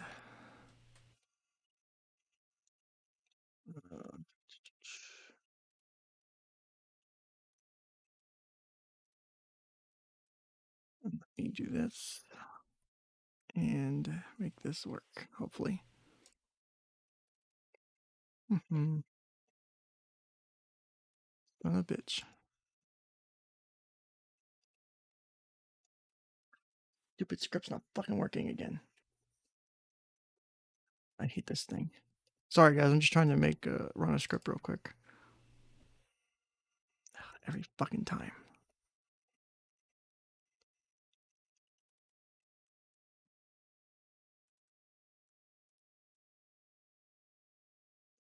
Let me try one more thing.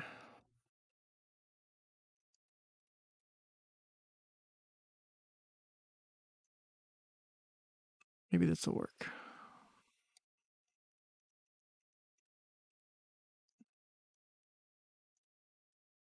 I really need this to work. Fuck. I had the same error every fucking time. Okay.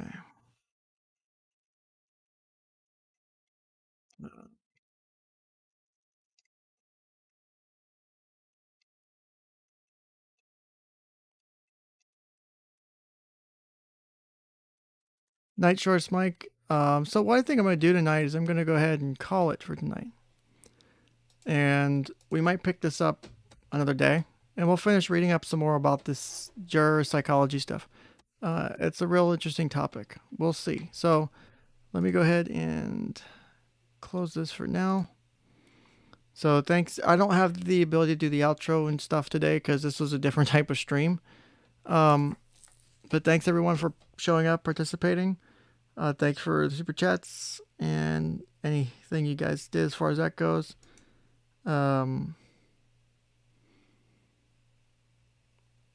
If you guys have any questions or things, let me know. Reach out to me because I'm going to go ahead and end it, and the stream is really delayed.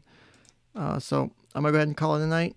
I will talk to you guys hopefully in the next few days. I want to try and stream again real soon.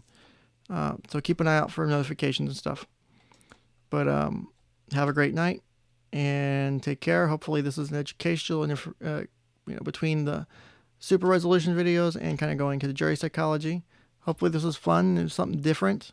But outside of that, I hope you guys are all good. Take care. Have a good night. Stay safe. And always make sure you take care of yourselves as well. Self-care is important. Mike, I will check my Discord. I've been bad about checking my Discord's DMs, but I will check them hopefully tonight.